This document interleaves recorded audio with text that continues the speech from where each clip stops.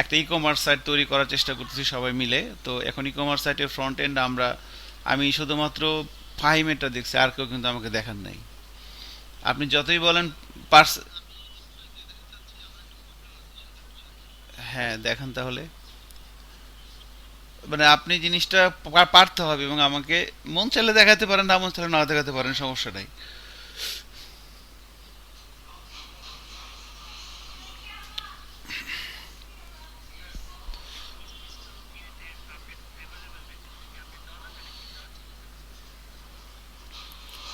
আমরা যেহেতু crack version চালাইতেছি, update না দিয়ে তো মনে হয় ভালো নাকি, বুঝতেছি না। আচ্ছা দেখেন, ইয়ের কি হয়েছে, পোলাটার নাম কি, আতিকের কি হয়েছে? হ্যাঁ।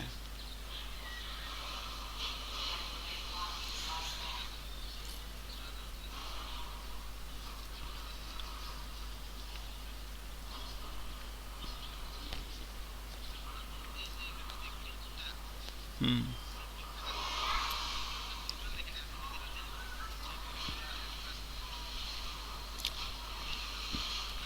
এখানেও যে ইয়ে আছে, প্রোডাক্ট ডিটেল।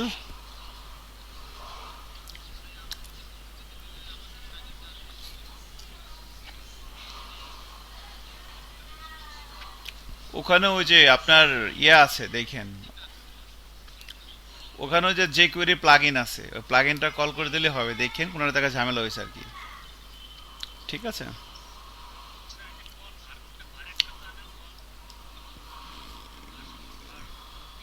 হুম হুম।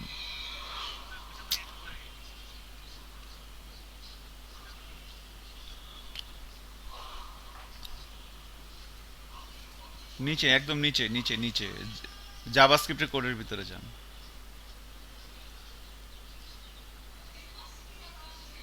ওটা কি এখানে না কোন জায়গায় জানি ছিল, ভুলে গেছি।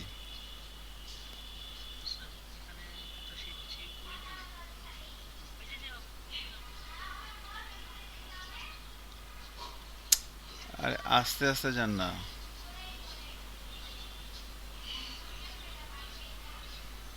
না না না, এখানে না, এর নিচে আসেন আস্তে আস্তে।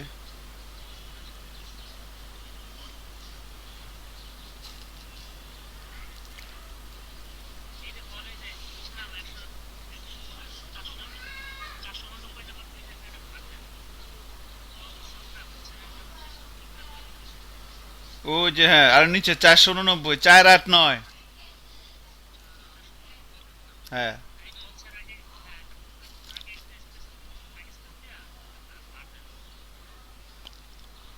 হয়। আহা, সমান সমান লাগবে না তো? বাদ।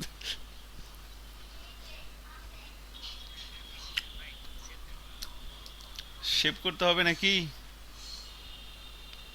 আহা। ইয়েস নদী, হ্যাঁ।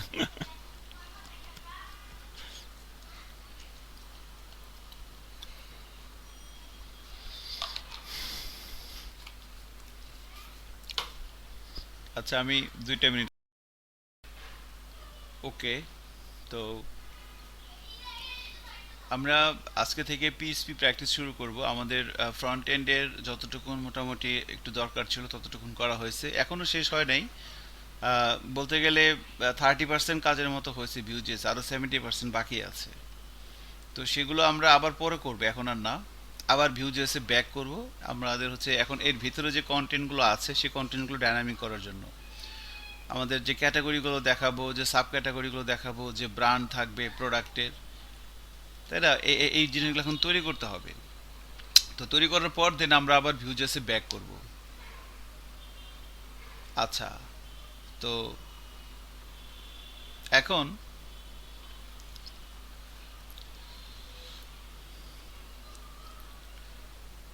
সার্ভার ল্যাঙ্গুয়েজ হিসেবে আমরা যেটা ব্যবহার করব সেটা হচ্ছে পিএসপি। তো পিএসপি আমরা এখানে একদম একদম কিছুই যাই না, এরকম কয়জন আছি একদম কিছুই করা হয় না পিএসপি? মেহেদি হাসান, পিএসপি সম্পর্কে আগে কিছু করা আছে? আচ্ছা। আমার মনে হয় আপনি ছাড়া আর সবাই এখানে যারা আছেন মোটামুটি পিএসপি সম্পর্কে টুকটাক জানেন, ভালোই জানেন, লারাবেল সম্পর্কে অনেকে অনেক কিছু জানেন।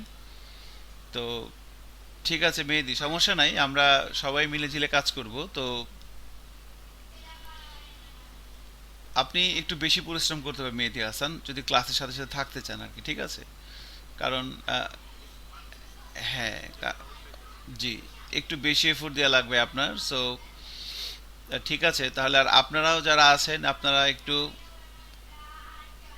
ফাহিম ভাই আপনার কোডটা দেন প্লিজ। কেন? আচ্ছা যাই হোক, ফাহিম ভাই আপনার কোডটা দিয়েন প্লিজ, সমস্যা নাই, ঠিক আছে। এখন শোনেন, যেটা বলতে নিছিলাম যে যে একটা ক্লাস বা দুটো ক্লাস হয়তো একটু মানে ধৈর্য ধরতে হবে, বাট তারপর থেকে আমাদের কিন্তু আবার অবজেক্ট ওরিয়েন্টেড, বেসিক্যালি আমরা পিএসপি প্র্যাকটিসটা একটু ভিন্নভাবে করব, গতানুগতিক ভাবের মতো না। তো আমরা চেষ্টা করব আর কি যে একদম পুরোপুরি স্ট্রাকচারাড ওয়েতে পিএসপি প্র্যাকটিস করার জন্য, প্রোগ্রামিং এর যে ব্যাপারগুলো থাকে আর কি, ঠিক আছে? সো পুরো ব্যাপারটা হচ্ছে যে আমাদের যে কোর্স টাইটেলটা ছিল e commerce web design and development with Android apps. তো আমরা ডিজাইনটা ই কমার্স ওয়েবসাইটের মানে ফ্রন্ট এন্ডের ডিজাইনটা একটা কিছু কোনো রকম হয়েছে কিছু একটা, এরপরে হচ্ছে এখন আমরা ব্যাক এন্ড নিয়ে কাজ করব আজকে থেকে। তো ব্যাক এন্ডে আমরা একটা অ্যাপ্লিকেশনের ব্যাক এন্ড তৈরি করার জন্য আমরা সার্ভার ল্যাঙ্গুয়েজ হিসেবে পিএসপি ইউজ করব। তো পিএসপি সম্পর্কে দু একটা কথাবার্তা বলে নিই, এটা সবাই জানেন। তো পিএসপি হচ্ছে ওয়েব ডেভেলপমেন্টের জন্য সবচেয়ে পপুলার ল্যাঙ্গুয়েজ। পিএসপি হচ্ছে ওয়েব ডেভেলপমেন্টের জন্য সবচেয়ে পপুলার ল্যাঙ্গুয়েজ। ওয়েব ডেভেলপমেন্টের জন্য যে ল্যাঙ্গুয়েজ মানে যেগুলো দিয়ে করা যায়, সি শার্প দিয়ে ওয়েবসাইট বানানো যায়, সি শার্পের এসপি ডট নেট দিয়ে আর কি, জাভা দিয়ে বানানো যায়, পাইথন দিয়ে বানানো যায়, পিএসপি দিয়ে বানানো যায়। তো এই সবগুলোর ভিতরে সবচেয়ে জনপ্রিয় হচ্ছে পিএসপি, ঠিক আছে? তো এখন পর্যন্ত স্টিল সারা পৃথিবীতে ওয়েবের যত কাজ হয় সবচেয়ে বেশি কাজ হয় পিএসপি দিয়ে। তো আমরা যদি পিএসপিটা ভালো করে জানি আল্লাহর রহমতে, তাহলে কিন্তু আর কিছু লাগে না। সো দুটা ল্যাঙ্গুয়েজ, বেসিক্যালি একটা ল্যাঙ্গুয়েজ আর কি যেটা জানলেই হয়, সেটা হচ্ছে জাভা স্ক্রিপ্ট। এটা আর জানলেই হয়, আর কিছু লাগে না। তো এখন তারপরও আমরা আমরা পাইথন করতে চাই, পিএসপি করতে চাই, এসপি ডট নেট করতে চাই, জাভা করতে চাই, তো সব কিছু করতে গেলে আলটিমেটলি কোনোটাই হবে না। তো ইনফ্যাক্ট সার্ভার ল্যাঙ্গুয়েজ হিসেবে পিএসপি এটাও ঠিক আছে, ফাইন, এটা থাকবে। বাট ওই দেখা গেছে যে জাভা স্ক্রিপ্ট দিয়েই সব কিছু করতে হবে সামনে আর কি। সো জাভা স্ক্রিপ্টকেই বেশি গুরুত্ব দিতে হবে। জাভা স্ক্রিপ্টের সাথে পিএসপির অনেক মিল আছে, এবং পিএসপির সাথে প্রোগ্রামিং ল্যাঙ্গুয়েজ সি এর অনেক মিল আছে। পিএসপি এটা জিনিসটা আসলে কি, এটা সম্পর্কে বিস্তারিত বলা বা এটার গুড সাইড ব্যাড সাইড এগুলো আমরা জানি টুকটাক কম বেশি সবাই। তো কোনো একটা ল্যাঙ্গুয়েজ বা কোনো একটা টেকনোলজি যখন আমরা প্র্যাকটিস করতে শুরু করি, ধরেন আপনি বা আমি আমার কথা যদি বলি, যেমন আমি কটলিনটা পারি না, অ্যান্ড্রয়েড অ্যাপস আমি বানাইতে পারি জাভা দিয়ে, কটলিন দিয়ে পারি না। তো আমি চেষ্টা করতেছি কটলিন দিয়ে অ্যাপস বানানো শেখার জন্য, এটা আমি চেষ্টা করতেছি এখন। কটলিন দিয়ে অ্যাপস বানানোর জন্য এখন আমি যদি শুরু করি, আমার কিভাবে কাজ করা উচিত বলেন? আমি কি একদম 7 দিনে কি সব বুঝে যাব কটলিনের যা আছে হিস্টোরি? কথা কন না, 7 দিনে সব বুঝে যাব, 1 মাসে সব বুঝে যাব? না, আমাকে সব কিছু বুঝতে গেলে কোনো কিছুই হবে না। আমাকে জাস্ট দেখতে হবে যে আসলে বিষয়টা কেমনে, আস্তে আস্তে শুরু করতে হবে। যে ঠিক আছে, 1 লাইন 2 লাইন করে কোড লিখতে লিখতে 1 লাইন 2 লাইন 1 লাইন 2 লাইন লিখবো, বুঝবো না বুঝবো না বুঝবো, লিখবো, বুঝবো না বুঝবো না বুঝবো, লিখবো, আউটপুট আসবে আসবে না আসবে আসবে না, এভাবে করতে করতে 1 দিন 2 দিন 1 মাস 2 মাস 3 মাস, এরপরে কিন্তু আমার আস্তে আস্তে ও আচ্ছা ব্যাপারটা মনে হয় এরকম। তা আমি যদি শুরুতেই সব মানে একদম যে ঠিক আছে ব্যাপারটা বুঝে একদম চালাইছি, তাহলে কিন্তু হবে না। সো বোঝার দরকার নেই, জাস্ট আমি কিভাবে লিখতে হচ্ছে, আচ্ছা ঠিক আছে এভাবে, ওকে ফাইন, এটাই কিন্তু আসলে ব্যাপারটা। এবং এই সম্পর্কে কিন্তু যে নোট জেস যে বানাইছে সে কিন্তু বলে গেছে, নোট জেস এর ক্রিয়েটর, ওর নামটা কি চাই না, যে যখন আপনি একটা টেকনোলজি প্র্যাকটিস করবেন আপনার সব কিছু বোঝা দরকার নেই, আপনি জাস্ট কাজ সিস্টেমের ভিতরে নিজেকে ইনভলভ রাখেন, সিস্টেমের ভিতরে নিজেকে ইনভলভ রাখবেন, দেখবেন একটা নির্দিষ্ট সময় পরে আপনি আপনার হয়ে গেছে, কেমনে হবে জানি না, বাট হয়ে যাবে। এটাই সত্যি, যদি আপনি ইনভলভ রাখতে পারেন নিজেকে। আমাদের সমস্যা হলো কনসেন্ট্রেশন বেশিক্ষণ থাকে না। আপনার একটা জিনিস ভাল লাগতেছে,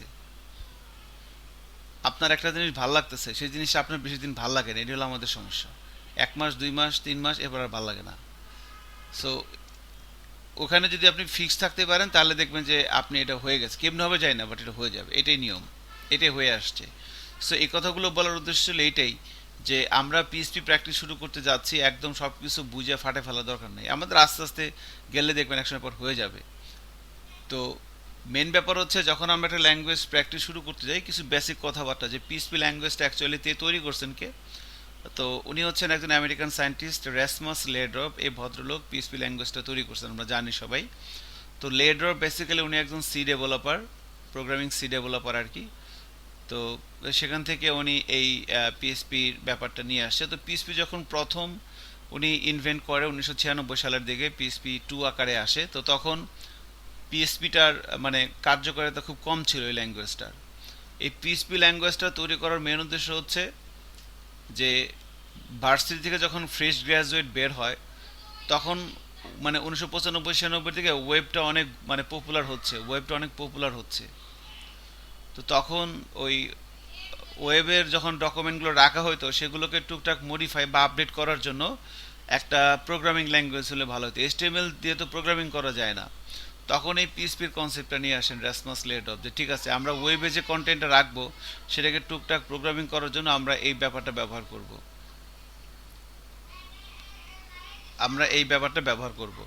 তো পিএসপিটা ব্যবহার করব। এখন এই যে পিএসপিটার কথা বলা হচ্ছে, তো এটার মেন উদ্দেশ্য ছিল তখন, এবং তখন পিএসপির যে অ্যাব্রিভিয়েশন সেটা ছিল পার্সোনাল হোম পেজ। এখনও অনেকেই বলে যে পিএসপির ফুল মিনিং কি, বলে পার্সোনাল হোম পেজ, কথা কিন্তু ঠিক আছে, বাট এখন কিন্তু পিএসপিটা আসলে পার্সোনাল হোম পেজ না। তো এটা এখন অনেক এলাবোরেট হয়ে গেছে, এটার কমিউনিটি এখন অনেক বড়, এবং এটা ইন্ডাস্ট্রি লিড করতেছে পিএসপি, ওয়েবের ইন্ডাস্ট্রি লিড করতেছে পিএসপি বর্তমানে সারা বিশ্বে। আপনি একজন পিএসপি ডেভেলপার যদি সাকসেসফুলি হতে পারেন, আপনার হাতে কাজের অভাব থাকবে না। ঠিক আছে, আপনার হাতে কাজের অভাব থাকবে না, এখন এটি হইতেছে ট্রু। প্রচুর কাজ আছে ইন্ডাস্ট্রিতে পিএসপির উপরে। তো এখন ঘটনা হচ্ছে যে যেটা বলতে নিছিলাম, যে তাহলে এই পিএসপিটা কিন্তু এভাবেই বেসিক্যালি আসে। তো 1996 সালের দিকে যদিও পিএসপি আসে, 97, 98, 99, 2000 এই 4 বছর এটার অতটা পপুলার ছিল না। 2000 সাল থেকে মেনলি পিএসপি পপুলার শুরু হয়, পিএসপি 4 থেকে মেবি, হ্যাঁ পিএসপি 4 আস 2004 সালে পিএসপি 4 মেবি আসে। আপনারা গুগলে সার্চে দেখেন পিএসপি ভার্সন। তখন থেকে পিএসপিটা বেসিক্যালি জনপ্রিয় হওয়া শুরু করে 2000 সাল থেকে।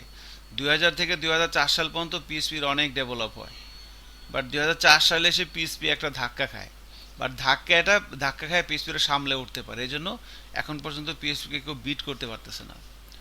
তো ধাক্কাটা হচ্ছে যে 2000 সালে যখন পিএসপিটা অনেক পপুলার হওয়া শুরু হয়, 96-তে কিন্তু পিএসপি আসছে, 4 বছর এর আস্তে আস্তে হামাগুড়ি দিয়ে চলতে চলতে 2000 সালে এসে এটা মানুষের নজরে আসে, যে না হায় হায় এটা দিয়ে তো অনেক কিছু করা যেতেছে। তখন 2000 সালে বড় বড় কোম্পানিগুলো পিএসপিতে ইনভলভ হওয়া শুরু করে। তো এখন পিএসপির মেন সমস্যা হচ্ছে ল্যাঙ্গুয়েজটা স্ট্রাকচারার না, এইটা হচ্ছে পিএসপির মেন সমস্যা, এটাকে দিয়ে যা মন চায় তাই করা যায়, এই ল্যাঙ্গুয়েজটা স্ট্রাকচারার না। তো যেমন আমি সি# বা জাভা যখন কোড লিখবো, আমি যা মন চায় তাই করতে পারবো না, আমাকে একটা নিয়ম ফলো করে তারপরে কাজ করতে হবে।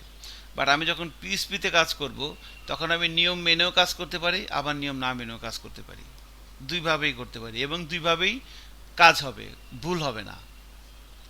স্ট্যান্ডার্ড প্র্যাকটিসে তো হবে না, বাট ভুল হবে না। তো এটাই হচ্ছে পিএসপি প্রবলেম। সো 2000 সালে যখন পিএসপিটা মানুষের নজরে আসে, তখন বড় বড় কোম্পানিগুলা তাদের প্রোডাক্টগুলো পিএসপিতে কনভার্ট হওয়া শুরু করে। 4 বছর কাজ করার পরে, এরপরে যখন প্রোডাক্টটা একটা মানে স্টেবল পর্যায়ে দাঁড়ায় যায়, তখন যদি কোনো কারণে ডেভেলপারের সাথে কোম্পানির মালিকের সম্পর্ক খারাপ হয়ে যায়, তখন তারা জব সুইচ করে দেয়, আমি থাকবো না আপনার কোম্পানিতে, চলে যাব। তখন ডেভেলপার তো বিপদে পড়ে যায়। এখন মনে করেন আমি, আতিক আর ফাহিম, আমরা তিনজন পিএসপি ডেভেলপার, আমরা তিনজন তিনটা কোম্পানিতে কাজ করতেছি 2000 সাল থেকে 2004 সাল পর্যন্ত। কাজ করার পরে এবার আমি বলছি যে আমার সাথে কোনো কারণে কোম্পানি বোনা হয় নাই, ফাহিমের সাথেও হয় নাই, তিনজন তিন কোম্পানিতে আছি, আতিক আর একটা কোম্পানিতে আছে। তখন আমি বললাম যে ভাই আমি চাকরি ছাড়ি দিলাম, করবো না চাকরি, ছাড়ে দিয়ে চলে আসলাম। এখন যে বস আমার দিয়ে কাজ করছে, আমি তো করে আমার মতো করে লিখছি, কোনো প্রিডিফাইন স্ট্রাকচার নাই। ফাহিম ফাহিমের মতো করে লিখছে, আতিক আতিকের মতো করে লিখছে, কারণ এর তো নির্দিষ্ট কোনো স্ট্রাকচার নাই, যে যেভাবে হচ্ছে সেভাবেই লিখতেছে। তো এখন আমি এখন কোনো কারণে দেখা গেলো ঘুরে ফিরে আমি গেলাম আতিকের কোম্পানিতে, আতিক গেল ফাহিমের কোম্পানিতে, ফাহিম আসলো আমার কোম্পানিতে, এভাবে ঘুরতেছে মনে করেন। তো এখন আমি কি কোড লিখছি, এটা আমার কোড, সে কিন্তু ফাহিম বুঝতেছে না। আবার ফাহিম কি লেখছে সেটা এসে আতিক বুঝতেছে না, আবার আতিক কি লেখছে সেটা আমি যে বুঝতেছি না। সমস্যা হয়েছে এইটা। এই 4 বছর পর এই সমস্যাটা দেখা দেয়, কারণ এর তো কোনো প্রিডিফাইন স্ট্রাকচার নাই যে পিএসপি দিয়ে যখন আমি কোনো একটা কাজ করব আমাকে এই স্ট্রাকচার ফলো করে কাজ করতে হবে। এই ধরনের কোনো রুলস পিএসপিতে নাই। সেই জন্য যার যা মন চায় তাই করতে পারে। সো আমি আমার মতো কাজ করছি, ফাহিমের মতো কাজ করছে, আতিকের মতো কাজ করছে। কারো কোনো প্রিডিফাইন রুলস নাই। তো এখন এই 4 বছর পরে যখন মালিকের সাথে ডেভেলপারের বনিবনা হচ্ছে না, জব ছেড়ে দিতেছে, ডেভেলপার চলে যাচ্ছে অন্য কোম্পানিতে, কোম্পানি মালিক পড়তেছে বিপদে, কারণ 4 বছর ডেভেলপার যা করছে আরেকজন সে কিছু বুঝতেছে না। বুঝতেছে বাট সময় লাগতেছে। তখন তারা বিপদে পড়ে, তখন তারা চিন্তা করে যে কী করবো। তখন তারা ওই পিএসপি ডেভেলপমেন্ট টিমের কাছে যায় বলে যে আমরা তো আপনার জিনিসটা ভালো লাগছে, আমরা তো ব্যবহার করতেছি, এখন এটাকে একটু স্ট্রাকচারাট করে দেন যার মতো যে যেমন চাইজন করতে না পারে। তখন পিএসপি ডেভেলপমেন্ট টিম রিফিউজ করে দেয়, বলে যে সরি, আমরা এটা করতে পারবো না। আমরা একটা ল্যাঙ্গুয়েজ করছি পিএসপি, এর আমাদের টার্গেট হচ্ছে এর যে কম্পাইলার, সে কম্পাইলারটাকে স্ট্রং করা, এর পার্সরটাকে স্ট্রং করা, কিন্তু আমরা কোনো কোনো রুলস করে দিতে পারবো না যে পিএসপি ইউজ করতে হলে এটাই করতে হবে। এমন কোনো রুলস আমরা কখনো করতে পারবো না। তো আপনি চাইলে আপনি পিএসপি দিয়ে কাজ করেন, নাহলে বাদ দিয়ে দেন। এই যে এরপর থেকে গন্ডগোল লাগা শুরু হলো। এরপরে এখন কোম্পানির মালিকগুলো কি করবে? তখন তারা করলো যেহেতু এটা ওপেন সোর্স, তাহলে আমি একটা কাজ করি, আমি আমার মতো করে কাজ করি। আমি তখন তারা 3-4 জন ডেভেলপার রাখলো। 3-4 জন ডেভেলপার রাইখে তাদের বলে যে ঠিক আছে, তুমি একটা স্ট্রাকচার তৈরি করো পিএসপি দিয়ে, আমার কোম্পানিতে যে চাকরি করবে এই স্ট্রাকচার মেনে কাজ করতে হবে, এবং আমার যে প্রোডাক্টগুলো হচ্ছে এই স্ট্রাকচার মেনে আমার প্রোডাক্টগুলো হবে। বুঝতে পারছেন? কোম্পানির মালিকগুলো ডেভেলপার রাইখে তারা বলতেছে যে তোমরা একটা স্ট্রাকচার বানাও পিএসপিকে। ওই যে একটা স্ট্রাকচার বানালো না, ওই স্ট্রাকচারটাকে বলা হয় ফ্রেমওয়ার্ক। এভাবেই পিএসপিতে ফ্রেমওয়ার্ক আসে 2004 সালে প্রথম। কোডিগনেটর, কেক, সিম্ফনি, এই যে আসা জেন, এই যে ফ্রেমওয়ার্কগুলো আসা শুরু হলো পিএসপিতে।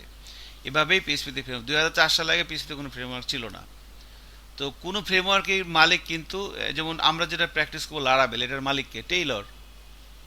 এখন আপনি পিএসপি খুব ভালো পারেন, আপনিও পিএসপির একটা স্ট্রাকচার তৈরি করে সেটাকে আপনি যদি স্ট্যান্ডার্ডাইজ করতে পারেন, তাহলে আপনিও একটা ফ্রেমওয়ার্ক বানাতে পারবেন। কিন্তু আপনি সি শার্প বা জাভা কোড করেন, আপনি কখনোই ল্যাঙ্গুয়েজটা আপনার কিছু করতে পারবেন না, কারণ ওই ল্যাঙ্গুয়েজগুলো কোম্পানির, তারা মামলা করে দিবে। সি শার্প হচ্ছে মাইক্রোসফটের।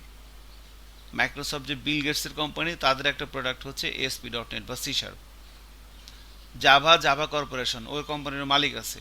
তো এগুলো ওপেন সোর্স না, এগুলো দিয়ে কিছু করা যাবে না। মানে করা যাবে, ওদের স্ট্রাকচার, ওদের নিয়ম নীতি মানে কাজ করতে হবে। কিন্তু আপনি যদি আপনার মতো করে কিছু করতে চান, দেন পিএসপি ছাড়া কোনো উপায় নাই। তো এই হচ্ছে পিএসপি সম্পর্কে কিছু তথ্য শেয়ার করার চেষ্টা করলাম। এখন পিএসপি দিয়ে যখন আমরা কোনো অ্যাপ্লিকেশন বানাই, তখন এইটার মানে অ্যাডভান্টেজ কি এবং ডিসঅ্যাডভান্টেজ কি। তো ডিসঅ্যাডভান্টেজ কি আমি আসলে বুঝি না আদৌ। কারণ একটা অ্যাপ্লিকেশন যখন বানানো হয় তখন যে জিনিসটা মাথায় রাখে বানানো, সেটা হচ্ছে যে অ্যাকচুয়ালি এখানে যখন লার্জ স্কেলের লোকজন ভিজিট করবে, তখন এটাকে আমরা কিভাবে হ্যান্ডেল করব। পিএসপি দিয়ে সেটা করা যায়। আমার মনে হয় এখন পর্যন্ত পৃথিবীর যত ওয়েবসাইট আছে, সবচেয়ে বেশি ভিজিটর এক টাইম আসে আছে ফেসবুকে। ফেসবুক কিন্তু পিএসপি বানানো একটা software product website. Facebook PSP দিয়ে বানানো, যদিও পিএসপিকে তারা কাস্টমাইজ করে নিছে ফেসবুক তার মতো করে। আমরা যে ওয়েবসাইটগুলো বানাই, আমাদের এগুলোর কম্পাইলার হচ্ছে অ্যাপাচি। ফেসবুকের যে ওয়েবসাইট, সেটার কম্পাইলার কিন্তু অ্যাপাচি না। ওরা নিজেরা একটা কম্পাইলার বানায় নিছে, যেটা পিএসপি দিয়ে সম্ভব হয়েছে, সি শার্প বা জাভা হলে সম্ভব হতো না। সো মেইন ব্যাপার হচ্ছে একটা অ্যাপ্লিকেশন যখন বানানো হয়, তখন প্রথম দেখা হয় এটার কতটা ফাস্ট হবে, কতটা সিকিউর এবং কতটা কস্ট ইফেক্টিভ। এই তিনটে জিনিস যখন আপনি একটা অ্যাপ্লিকেশন বানাইতেছেন, আগে সেটা কত দ্রুত রেসপন্স করতে পারে, ফাস্ট রেসপন্স করতে হবে, এবং এটা সিকিউর হওয়া লাগবে, এবং এটা এক্সপেন্সিভ, কম হওয়া লাগবে, খরচ কম। এই তিনটে জিনিস যদি হয়, তাহলেই তো আমি সেখানে করবো। এখন পিএসপি দিয়ে সেটা সবচেয়ে ফাস্ট, পিএসপি সবচেয়ে দ্রুত এক্সিকিউট হয় সার্ভারে, এবং সিকিউর। আমি সি শার্প বা জাভায় যেভাবে সিকিউরিটি দেওয়া হয়, পিএসপি দিয়েও সেভাবে সিকিউরিটি দেওয়া যায়। বাই ডিফল্ট পিএসপির কোনো সিকিউরিটি নাই, কিন্তু পিএসপি দিয়ে আমি চাইলে হাই লেভেলের সিকিউরিটি দিতে পারি, পিএসপিটা সম্ভব। বাই ডিফল্ট নাই, বাট আমি দিব, সমস্যা কি।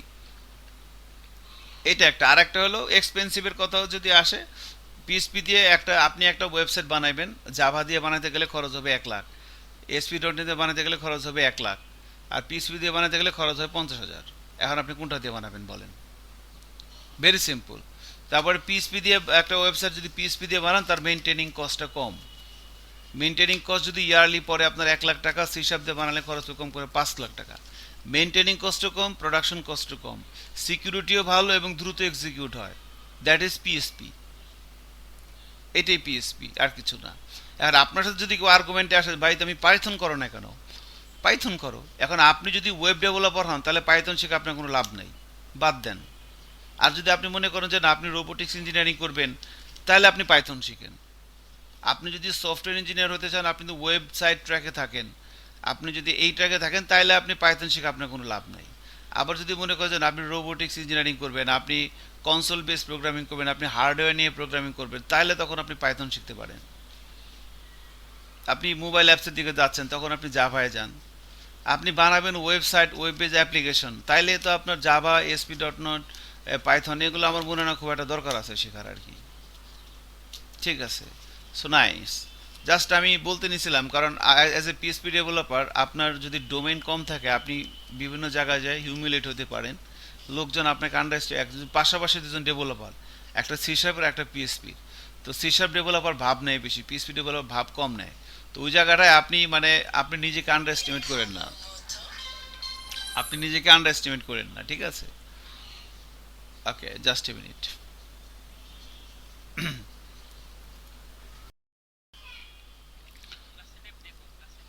জি, একটু শেষ করি, হ্যাঁ। সো পিএসপি নিয়ে আমরা কথা বলতেছিলাম, এটাই হচ্ছে পিএসপি, আর কিছু না। তো so as a PSP developer আপনি কখনোই মানে মানে পিএসপি ডেভেলপারও যে ওয়ার্ডপ্রেস হলো পিএসপি সর্বনাশ করছে আর কি। সর্বনাশ মানে ওয়ার্ডপ্রেস দিয়ে বলে না যে ঠিক আছে 3,000 টাকায় ডোমেন হোস্টিং সহ ওয়েবসাইট ফ্রি। তো বেসিক্যালি সিপ্যানেলের ডোমেন হোস্টিং এর সাথে তো ওয়ার্ডপ্রেস এমনি ফ্রি। আর আপনি যদি ডোমেন আর হোস্টিং কেনার জন্য 3,000 টাকা নেন, ওয়ার্ডপ্রেস ইনস্টল দিলে একটা ওয়েবসাইট হয়ে যায়, তো ফ্রিতে এমনি, সমস্যা কি? এই জন্যই 3,000 টাকাতে ওয়েবসাইট মানুষ বানাইতেছে, পিএসপি 12টা বাজাইছে। সমস্যা নাই, 12টা বাজা নেই তো, অসংখ্য মানুষের দেখেন ওয়ার্ডপ্রেস কত ছেলে পেলে শিখা, সে আত্মনির্ভরশীল, সে পয়সা ইনকাম করে, রুটি রোজগার করে সে খাইতেছে, তাই না? রোজগারের ব্যবস্থা হয়েছে। তো যাই হোক, আমি যেটা বলতে নিয়েছিলাম যে ওয়ার্ডপ্রেসের কারণে পিএসপিটা একটু লো হয়ে গেছে আর কি, বাট ওয়ার্ডপ্রেস ডেফিনেটলি একটা স্মার্ট একটা সিএমএস পিএসপির, ডেফিনেটলি স্মার্ট, বাট এটা দিয়ে 1 বছর পর এটা স্লো হয়ে যায়, কেন জানি আমি জানি না। 1 বছর পর্যন্ত ভালো চলে আর কি। এখন বাট আমরা যেটা লারাবেল যেটা প্র্যাকটিস করবো, এটা আলহামদুলিল্লাহ আপনি যদি এটা ডেভেলপমেন্ট করেন, এটা কি আমাদের আগের দিন পর্যন্ত কিছুই হবে না, কিচ্ছু হবে না, কিচ্ছু হবে না। ঠিক আছে, সুপার ডুপার ফাস্ট থাকবে, বিকজ এখানে আপনার কিছু ইন্টারনাল কিছু ব্যাপার স্যাপার আছে, সেগুলো আমিও অনেক কিছু বুঝি না, আবার কিছু কিছু বুঝি। তো এগুলো যত প্র্যাকটিস করছি তত আস্তে আস্তে বুঝতেছি, আপনি যত প্র্যাকটিস করবেন আস্তে আস্তে বুঝতে পারবেন যে ব্যাপারটা আসলে এরকম। সো তাহলে আমরা পিএসপি নিয়ে কথা হচ্ছিল, so as a PSP developer আপনাকে কংগ্রাচুলেশন জানাচ্ছি আমি, যে ঠিক আছে আপনি এমন একটা যে ল্যাঙ্গুয়েজ প্র্যাকটিস করতেছেন যেখানে আপনার মানে কাজের, আপনি কাজ করে সাথে পারবেন না আর কি। ঠিক আছে, আপনার এত কাজ আপনার হাতে আসবে ইনশাল্লাহ। এখন সো পিএসপি বুঝতে পারছে, অনেক ভালো জিনিস। এখন এটা কি করতে হবে? So basically first of all আমাদের যে জিনিসটা জানতে হবে, যে বেসিক্যালি আমরা যখন পিএসপির কোড লিখি, তখন পিএসপির কোড আমরা রান করব কোথায়। আরেকটা কথা বলে নেই, আমরা যে ল্যাঙ্গুয়েজটা শিখতেছি সেটার অফিসিয়াল ওয়েবসাইট হচ্ছে এটা PHP.net। এটা হচ্ছে পিএসপির অফিসিয়াল ওয়েবসাইট। ঠিক আছে, তো এখানে এসে আমরা এই পিএসপি সম্পর্কে ডিটেল জানতে পারবো, জিনিসটা আসলে কি, এটা দিয়ে কি করা যায়। তো এখান থেকে ডকুমেন্টেশনে আসতে পারেন।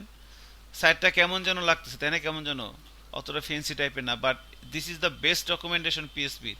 এটার মধ্যে যে কি আছে, এটা কিন্তু মানে একটা ভাস্ট একটা ডকুমেন্টেশন এবং বেস্ট। ডকুমেন্টেশনে আসবেন, ডকুমেন্টেশন এখান থেকে একটা ল্যাঙ্গুয়েজ সিলেক্ট করবেন। তো আমি সবগুলো ল্যাঙ্গুয়েজই পারি, জাপানি, জার্মানি, বাট ইংরেজিটা একটু কম পারি, এই জন্য ইংরেজি যাচ্ছি। তো ইংলিশে আসার পর এখান থেকে আপনি এই যে দেখতে পারেন এখানে যে ইন্টার কী কী আছে না আছে। এখান থেকে যদি আপনি এই যে গেটিং স্টার্টে যান, এখান থেকে দেখেন হোয়াট ইজ পিএসপি। এখান থেকে আপনি পাচ্ছেন যে পিএসপি জিনিসটা আসলে কি, এটা খায় না মাথায় দেয়, কীভাবে কী করে, এখানে সব লেখা আছে।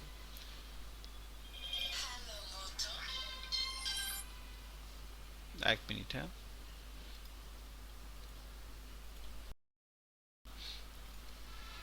আচ্ছা, I am back. So okay, PHP নিয়ে কথা হচ্ছিল, শুনতে পাচ্ছেন তো না আমাকে?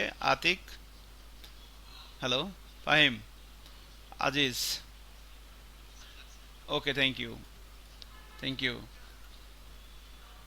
তো এই হচ্ছে বেসিক্যালি পিএসপির যে ওয়েবসাইট। এখান থেকে আমরা দেখবেন বিভিন্ন সময়ে বিভিন্ন কাজ করার জন্য বিভিন্ন জিনিস খোঁজার ক্ষেত্রে আমরা এখানে আসব। ঠিক আছে, বিভিন্ন সময় বিভিন্ন কাজ করার জন্য বিভিন্ন জিনিস খোঁজার ক্ষেত্রে আমরা এখানে আসব। তো এটা আস্তে আস্তে হয়ে যাবে, দেখবেন এই সাইটটা কিভাবে ইউজ করতে হয় সেটাই কোর্সের ভিতরে আপনি দেখে যাবেন।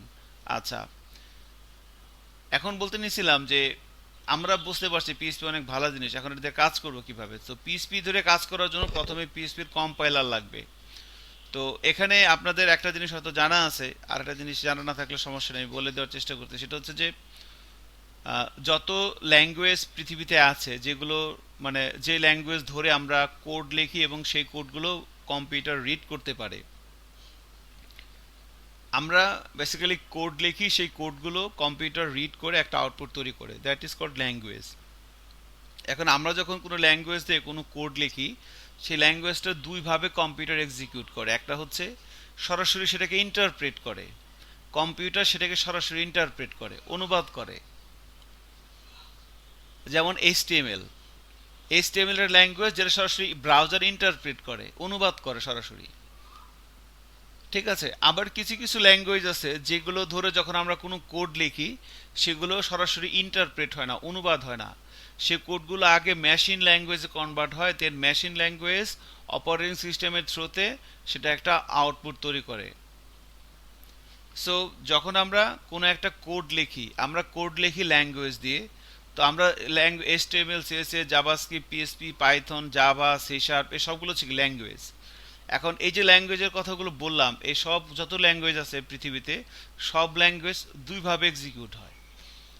ঠিক আছে, একভাবে হইতেছে সরাসরি ইন্টারপ্রেট হয়, যেমন এইচটিএমএল, জাভাস্ক্রিপ্ট সরাসরি ইন্টারপ্রেট হয়। আমি ধরেন একটা কিছু লিখলাম, এইচটিএমএল একটা কোড লিখলাম, ব্রাউজার সেটাকে অনুবাদ করতেছে। আবার আমরা যখন সি শার্পে বা জাভায় কোনো কোড লিখি, সেটা কিন্তু অনুবাদ হয় না, তো সেটা আবার আরেক সিস্টেমে হয়। তো সিস্টেমটা হচ্ছে যে যখন আমরা কোড লিখবো, সেই কোড প্রথমে মেশিন ল্যাঙ্গুয়েজে কনভার্ট হয়। মেশিন ল্যাঙ্গুয়েজ মানে কি, 0101 এগুলা, 010101 আমি একটা কোড লিখলাম, সেই কোডটা প্রথমে মেশিন ল্যাঙ্গুয়েজে কনভার্ট হয়। দেন সেই মেশিন ল্যাঙ্গুয়েজ কনভার্ট হওয়ার পর অপারেটিং সিস্টেমের থ্রুতে একটা আউটপুট তৈরি করে। এটা হচ্ছে আর একটা প্রসেস। তো একটা প্রসেস হচ্ছে ইন্টারপ্রেট করে, আর একটা প্রসেস হচ্ছে মেশিন ল্যাঙ্গুয়েজে কনভার্ট হওয়ার পর দেন অপারেটিং সিস্টেমের থ্রুতে রান হয়। তো আমরা যেটা করব পিএসপি, সেটা কিন্তু পিএসপির কোড কিন্তু মেশিন ল্যাঙ্গুয়েজে কনভার্ট হয় না, পিএসপির কোড কিন্তু ইন্টারপ্রেট হয়। ঠিক আছে, পিএসপির কোড কিন্তু মেশিন ল্যাঙ্গুয়েজে কনভার্ট হয় না, বাট সি শার্প বা জাভা বা পাইথনে যখন আমি কোড লিখছি, সেগুলো আগে মেশিন ল্যাঙ্গুয়েজে কনভার্ট হয়, তারপর আউটপুট তৈরি হয়। ঠিক আছে, পিএসপির কোড বেসিক্যালি ইন্টারপ্রেট হয়, কিন্তু পিএসপির কোড ইন্টারপ্রেট করে কিন্তু ব্রাউজার না। পিএসপির কোডগুলো ইন্টারপ্রেট করার জন্য একটা কম্পাইলার আছে, তার নাম হচ্ছে অ্যাপাচি। অ্যাপাচি ছাড়াও আরও অনেক কম্পাইলার আছে পিএসপিতে, যেমন আইআইএস, ইন্টারনেট ইনফরমেশন সার্ভিস। এটা আমরা যখন কম্পিউটার উইন্ডোজ সেট আপ দিই, উইন্ডোজের সাথে ডিফল্ট একটা ইয়া থাকে, কি বলবো, আইআইএস। এটাকে আমরা এই আইএস দিয়ে একটা ভার্চুয়াল সার্ভার তৈরি করে সেখানে আমরা পিএসপির স্ক্রিপ্ট রান করাতে পারি। সাধারণত আইআইএস এ সি শার্পের SP dot net code run করানো হয় ওই সার্ভারের থ্রুতে, বাট সেখানে আমরা পিএসপির কোডও রান করাতে পারি। ঠিক আছে, সো এই হচ্ছে পিএসপির স্টোরি। মানে যেটা বলতে নিছিলাম যে পিএসপির স্ক্রিপ্ট রান করানোর জন্য আমার একটা কম্পাইলার লাগবে। তো মানে যে কম্পাইলার কি করবে, পিএসপির কোডগুলোকে ইন্টারপ্রেট করবে, পিএসপির কোডগুলোকে সে ইন্টারপ্রেট করবে। এখন এখানে আবার আরেকটা ব্যাপার আছে, সেটা হচ্ছে যে আমরা যখন কোড লিখি,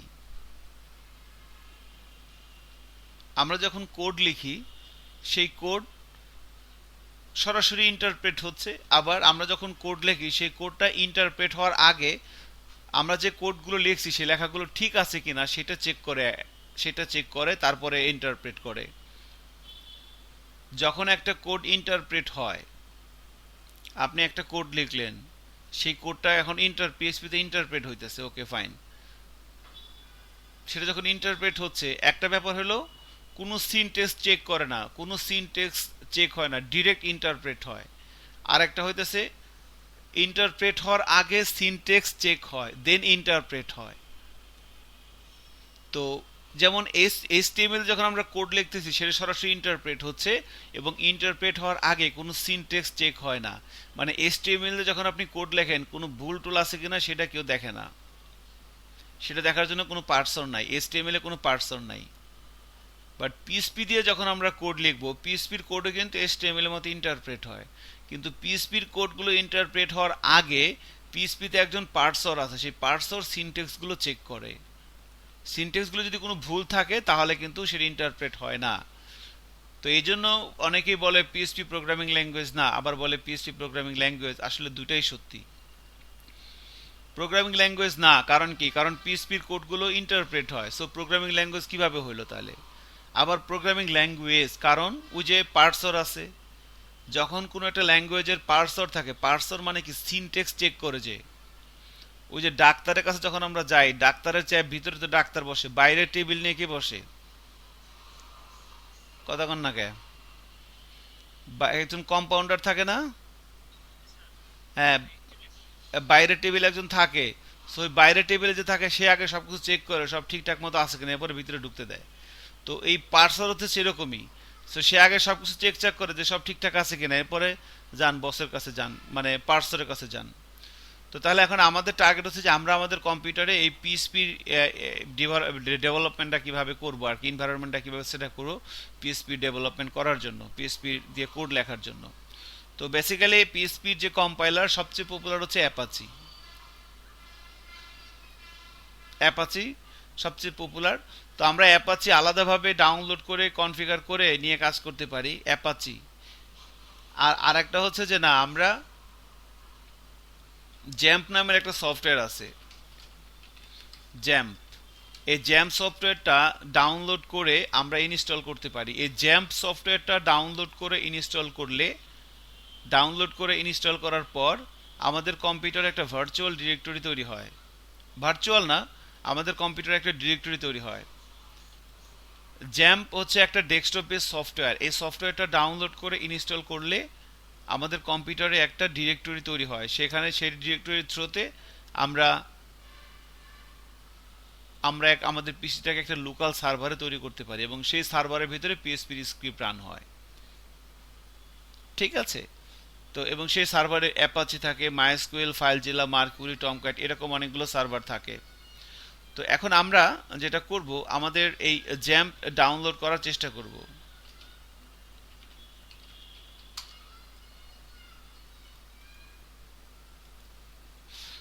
তো আমি গুগলে যে সার্চ দিলাম জ্যাম্প ডাউনলোড, ঠিক আছে, জ্যাম্প ডাউনলোড লিখে গুগলে সার্চ দিলাম। সার্চ দেওয়ার পর দেখেন এখানে যে ওয়েবসাইটটা আসতেছে apache-friend.org/download, এখানে যদি আমরা যাই, এখান থেকে আমরা এই জ্যামটা ডাউনলোড করে নিতে পারবো। তো এখানে অনেকগুলো ভার্সন আছে, দেখেন এইটা আছে, এইটা আছে, এইটা আছে। তো আমরা একদম যে লেটেস্ট যে ভার্সনটা এটাই নিব আর কি, এই যে একদম PSP 8 যেটা আছে এটাই নিয়ে নেন, সমস্যা নেই। তো এটাকে আমরা এখান থেকে এখানে ডাউনলোডে ক্লিক করলে জ্যাম সফটওয়্যার ডাউনলোড হয়ে যাবে। তো আমি আর ডাউনলোড করতেছি না। ডাউনলোড করার পরে এটাকে আমরা অন্য অন্য সফটওয়্যার যেভাবে সেট আপ দিই, just next next next next করলে সফটওয়্যারটা সেট আপ হয়ে যায়। আমি বলতে চাচ্ছি আমাদের এখানে যারা আছে, আমার বিশ্বাস সবার কম্পিউটারে জ্যাম্প আছে। মেহেদি হাসান, আপনার কম্পিউটারে কি আছে জ্যাম্প? আছে জ্যাম্প, এই সফটওয়্যারটা সেট আপ দেওয়া আছে মেহেদি হাসান? আচ্ছা, এটা ডাউনলোড করেন। আচ্ছা, সুধাংশের কম্পিউটারে আছে? সাবাস। তো নামতে থাকুক। এবার জ্যাম সফটওয়্যারটা ডাউনলোড করে ইনস্টল করার পরে আপনি যদি নেক্সট নেক্সট নেক্সট নেক্সট দেন, কোনো কনফিগারেশন চেঞ্জ না করেন, যেভাবে আসবে খালি নেক্সট নেক্সট নেক্সট নেক্সট দিতেই থাকবেন, কোনো চেঞ্জ করতে হবে না। তারপরে ফিনিশ হয়ে যাবে। ফিনিশ হওয়ার পর যেটা হবে, আপনার কম্পিউটারে এই সি ড্রাইভের ভিতরে দেখবেন জ্যাম্প নামের একটা ফোল্ডার চলে আসবে। সি ড্রাইভের ভিতরে দেখবেন এই জ্যাম্প নামের একটা ফোল্ডার চলে আসছে, এবং এই জ্যাম্পের ভিতরে ঢুকলে আমরা এখানে বেশ কিছু ফাইল এবং ফোল্ডার দেখতে পাবো। এগুলো হচ্ছে ফোল্ডার, আর তার নিচে এগুলো হচ্ছে ফাইল।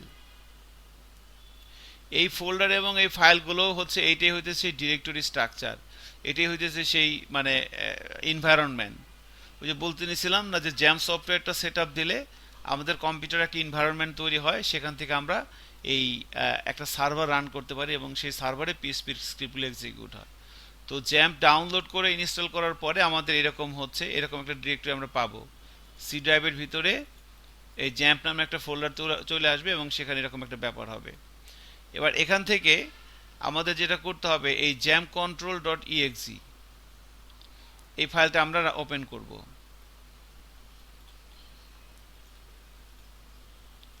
তো এখান থেকে এখানে আসার পর এখানে এসে আমরা জ্যাম্প কন্ট্রোল ডট ইএক্সি এই ফাইলটা ওপেন করবেন।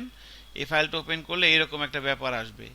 এখান থেকে আমরা এই অ্যাপাচির যে ব্যাপারটা আছে, অ্যাপাচির ব্যাপারটাকে স্টার্ট করে নিব।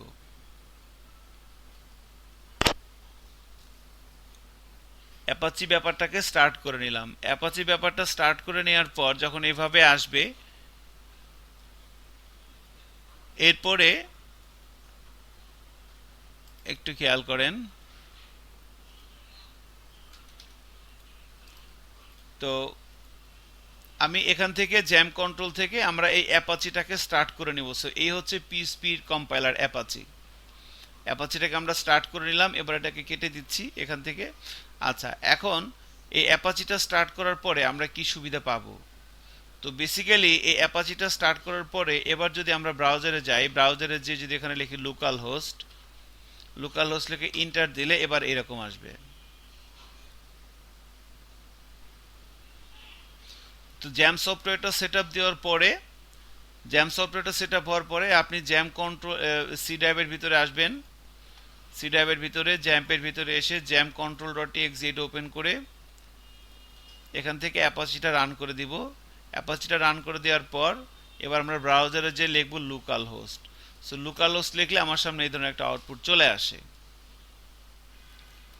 এখন এইখানে খেয়াল করে দেখেন, এখানে আসলে লোকাল হোস্ট লেখার পরে ব্যাপারটা কি হচ্ছে। তো বেসিক্যালি আমরা যখন লোকাল হোস্ট লিখতেছি, এখানে জ্যাম কন্ট্রোল থেকে অ্যাপাচিটা স্টার্ট করার পরে ব্রাউজারে গিয়ে যখন আমি লোকাল হোস্ট লিখলাম, তখন কি হয় আলটিমেটলি? তো লোকাল হোস্ট লেখার পরে আমাদের এই সার্ভারের ভিতরে htdocs ফোল্ডারটা রান হয়। তো লোকাল হোস্ট লেখার পরে আমাদের এই সার্ভারের ভিতর থেকে এই htdocs ফোল্ডারটা রান হয়। এই htdocs ফোল্ডারের ভিতরে এখানে আমরা যে ব্যাপারগুলো দেখতে পাচ্ছি, এই ব্যাপারগুলো বেসিক্যালি এই ফোল্ডারটা রান হয়, htdocs ফোল্ডারটা রান হয়। এখন এই htdocs ফোল্ডারের ভিতরে index.php নামক একটা ফাইল আছে, এই ফাইলটা এক্সিকিউট হয়। এটা নিয়ম যে আপনি যখন একটা ফোল্ডার আপনি যখন ইউআরএল এ কোনো কিছু লিখতেছেন, ইউআরএল এ লোকাল হোস্ট লিখলে htdocs ফোল্ডারটা রান হচ্ছে। htdocs ফোল্ডারের ভিতরে index.php ফাইল আছে, সেই ফাইলটা অটোমেটিক্যালি রান হয়ে যাচ্ছে। এই ফাইলটার ভিতরে যদি আমি যাই, দেখেন এই ফাইলটাকে আমি এডিট করতেছি, index.html ফাইলটাকে।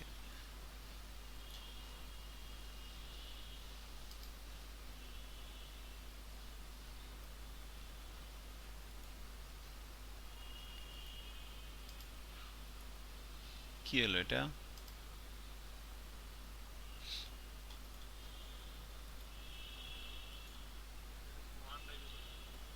এটাকে আনবো কিভাবে বলেন তো?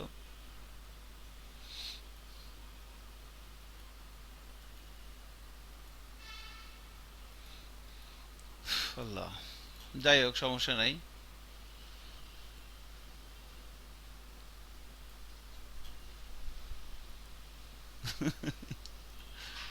ওকে, নো প্রবলেম।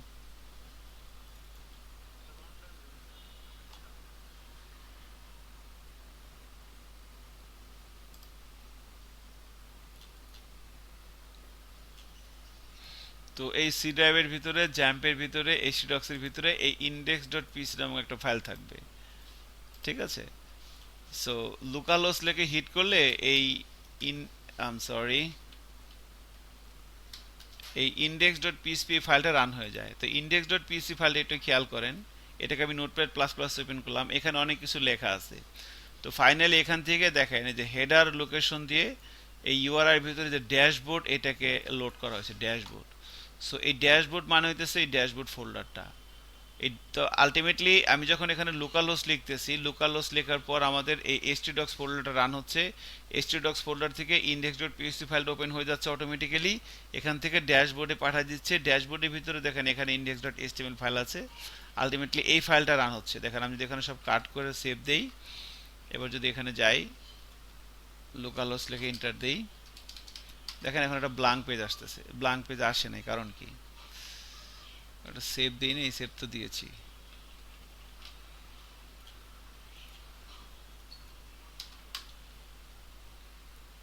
স্ট্রেঞ্জ।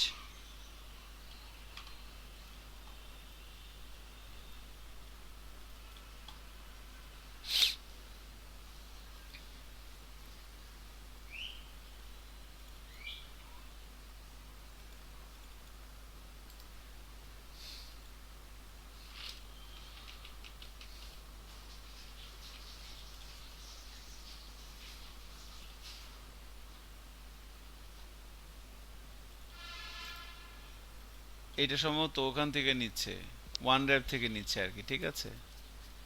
সো আমি এটাকে একটু রিনেম করে দিই, দেখেন এই ইন্ডেক্স ডট পিএসসি ফাইলটাকে রিনেম করে দিই। এবার যদি এখানে যাই, এখন যদি লোকাল হোস্ট লেগে হিট করি, এবার ঠিক আছে। দেখেন আই ডোন্ট নো তখন কেন হচ্ছিল না।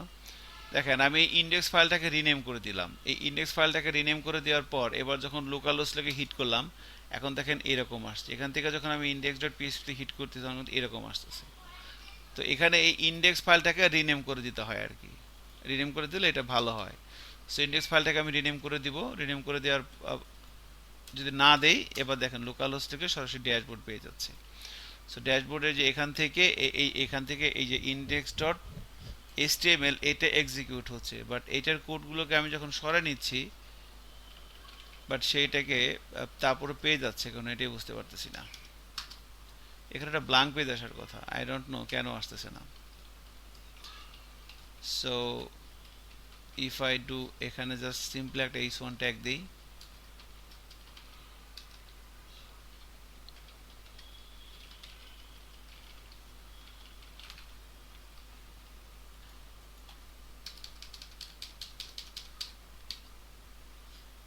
ওকে। এটা হয়তো ওই যে ফাইল মেসিং এর কারণে হইতেছে না হয়তো আর কি, ওই যে আমরা ইন্ডেক্স ডট পিএসসি ফাইলটাকে কি জন্য করলাম না। তো আপনি এটা করে দেখেন, আপনার পিসিতে আশা করি হবে। আমরা যে ইন্ডেক্স ডট পিএসসি ফাইলটা মানে কোনো একটা ব্যাপার হয়েছে আর কি, যে কারণে হয়তো সে দিতে পারতেছে না। বাট আপনি আপনার পিসিতে অন করে দেখেন যে আপনি যখন এই ড্যাশবোর্ডের ভিতরে এই বেসিক্যালি মেন ব্যাপার হচ্ছে যে লোকাল হোস্ট লিখলে আমার এই সার্ভারের ভিতর থেকে, জ্যাম্পের ভিতর থেকে এইচটিডক্স ফোল্ডারটা রান হয়, সেখান থেকে ইন্ডেক্স ডট পিসি ফাইলটা হয়ে সে ড্যাশবোর্ডে যায়, এখান থেকে ইন্ডেক্স ডট এইচটিএমএল ফাইলটা রান হয়, ঠিক আছে। এখন বাট এখানে ব্যাপারটা আসলে ইন্টারেস্টিং। আমি যদি এখানে কোনো কিছু না রাখি, থাক সমস্যা নেই, নিয়ে গবেষণা করার দরকার নেই, এটা দেখে নিন আর কি। অ্যাকচুয়ালি এই ফাইলটা থেকেই এই ব্যাপারটা আসে, এই ব্যাপারটা আসে। ওকে, এখন আমরা এখান থেকে এই ইন্ডেক্স ডট পিএসপিটাকে রিনেম করে দিব। সো জ্যাম কন্ট্রোল থেকে অ্যাপাচিটা রান করার পরে আপনি তো লোকাল হোস্ট লিখলেন, লোকাল হোস্ট লেখার পর দেখলেন এরকম আসে, এবং এই জিনিসটা আসে এইচডক্সের ভিতরে ড্যাশবোর্ড থেকে এই ফাইলটা, এটা বাসায় দেখবেন। আচ্ছা, এরপরে যেটা করতে হবে, ইন্ডেক্স ফাইলটাকে রিনেম করে দিব আমরা সবাই। ইন্ডেক্স ফাইলটাকে রিনেম করে দিবেন। রিনেম করে দেওয়ার পর এবার যদি আমি লোকাল হোস্ট লিখে হিট করি, এখন দেখেন এখন ওই আমার এই সার্ভারের ভিতরে যে ব্যাপারগুলো আছে সেই ব্যাপারগুলো আসতেছে। এটা কি জিনিস? আচ্ছা, তো এবার কিন্তু এই ব্যাচ টু এগুলো ব্যাপারগুলো কিন্তু এখানে বেসিক্যালি আসতেছে, খেয়াল করছেন? তো এখন এখান থেকে এখানে ধরেন আমরা একটা এইচটিডক্সের ভিতরে আমরা একটা ফোল্ডার নিচ্ছি, ধরেন এখানে নাম দিলাম বিএটি ব্যাচ 4, একটা ফোল্ডার নিলাম, এর নাম নিলাম হচ্ছে ব্যাচ 4। এইচটিডক্সের ভিতরে এসে একটা ফোল্ডার নিছি ব্যাচ 4। এবার যদি এই ব্রাউজারে যাই, এবার লোকাল হোস্টকে হিট করি, দেখেন এখানে ব্যাচ 4 নামের একটা ফোল্ডার চলে আসছে, ব্যাচ 4, এই যে ব্যাচ 4, ঠিক আছে। এবার ব্যাচ 4 ফোল্ডারটা, এই ব্যাচ 4 ফোল্ডারটা আমি এই পিএসপি স্টর্মে ওপেন করব।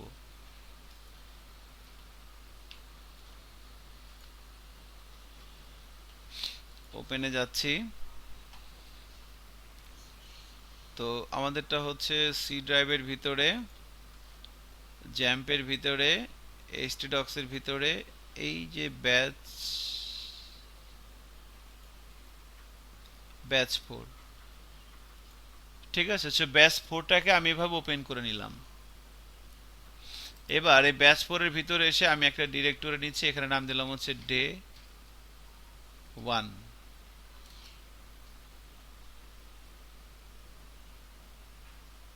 ওকে, ডে 1 নাম দিলাম। ব্যাচ 4 এ একটা ফোল্ডার নিলাম ডে 1। এবার ডে 1 এর ভিতরে আমরা একটা পিএসসি ফাইল নিব, ধর এই ফাইলের নাম দিলাম syntax syntax.php।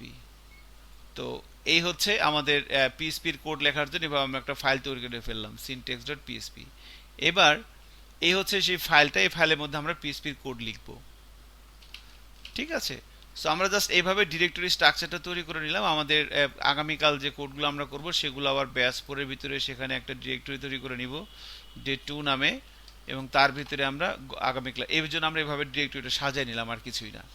ঠিক আছে, সো এখন একটা জিনিস খেয়াল করে দেখেন, আমি যদি ব্যাচ 4 এর ভিতরে সরাসরি একটা পিএসপি ফাইল নেই, ইন্ডেক্স ফাইল নেই, index.php, খেয়াল করছেন ব্যাচ 4। এখন যদি আমরা এখানে ব্রাউজারে যাই, হিট করি, এখন দেখেন এই যে ব্যাচ 4 এ ক্লিক করার সাথে সাথে দেখেন আমার এখানে কিন্তু ব্যাচ 4 এ ক্লিক করার সাথে সাথে কি হয়েছে, আমার যে এখান থেকে এই index.php ফাইলটা রান হয়ে গেছে। এবং এখানে যদি আমি বলে দিই, ধরেন এখানে আমি জাস্ট সব কেটে দিয়ে এখানে h1 ট্যাগ নিয়ে এখানে কিছু লিখে দিলাম, এই ব্যাচ 4 এর ভিতরে সরাসরি index.php ফাইল নিয়েছি।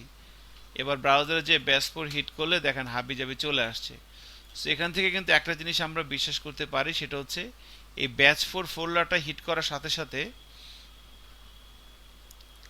ব্যাচ 4 এর ভিতরে day1 day2 এগুলো কিন্তু কিছুই হয় নাই, সরাসরি এই ফাইলটা রান হয়ে গেছে, এটা আউটপুট আসছে। সো আমরা যদি ইন্ডেক্সটা না রাখি, ইন্ডেক্স ফাইলটা না রাখি, তাহলে কি হবে, এখন যদি ব্যাচ 4 এ ক্লিক করি দেখেন যেখানে day1 day2 আসছে।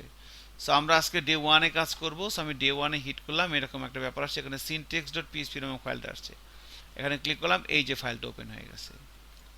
সো এই হচ্ছে পিএসপির ব্যাপার আর কি। এখন এই সিনট্যাক্স day1 এর ভিতরে syntax.php, তো এটা হচ্ছে ফাইল। প্রথম কথা হচ্ছে পিএসপির কোড আমি যে ফাইলে লিখবো সেই ফাইলের এক্সটেনশন হবে .php। এজন্য আমরা এখানে যে ফাইলটা তৈরি করলাম এর নাম দিলাম syntax.php। আমরা HTML কোড লেখার জন্য ফাইল তৈরি করতাম কি .html, অর্থাৎ something.html, আর এখানে something.php। এবার একটা পিএসপি ফাইলের ভিতরে পিএসপির কোড লেখার জন্য প্রথমে লেস দেন সাইন, এরপর হোয়াট সাইন, এরপরে পিএসপি, এটা দিয়ে শুরু করতে হয়। ঠিক আছে, এটা দিয়ে শুরু করতে হয়। এবং এখানে যদি আমরা এভাবে লিখি, ধরেন, তো এবার এখানে একটা কথা বলে রাখি যে এটাকে বলা হচ্ছে কি ডাবল কোটেশন, আর এটাকে বলা হয় কি সিঙ্গেল কোটেশন। তো ডাবল কোটেশন বা সিঙ্গেল কোটেশন এগুলোকে প্রোগ্রামিং এর ভাষায় বলে কি স্ট্রিং সাইন। তো স্ট্রিং সাইনের মাঝখানে আমি যা কিছু লিখবো সবই স্ট্রিং হয়ে যাবে। ঠিক আছে, এখানে যা কিছু লিখতেছি, ধরেন এখানে লিখলাম হইতেছে বাংলাদেশ। তো এই যে এখানে আমি যা লিখতেছি, স্ট্রিং এর মাঝখানে আমরা যা লিখবো সেটা আমাদের, মানে কোটেশনের মাঝখানে যা লিখি সেটা আমাদের স্ট্রিং হয়ে যায়। তো একটা এই স্ট্রিংটাকে, এই জিনিসটাকে আমি ব্রাউজারে আউটপুট আনতে চাচ্ছি, তো তার জন্য আমাকে দুইটা সিনট্যাক্স ইউজ করতে পারবো পিএইচপিতে, একটা হচ্ছে ইকো আর একটা হচ্ছে প্রিন্ট।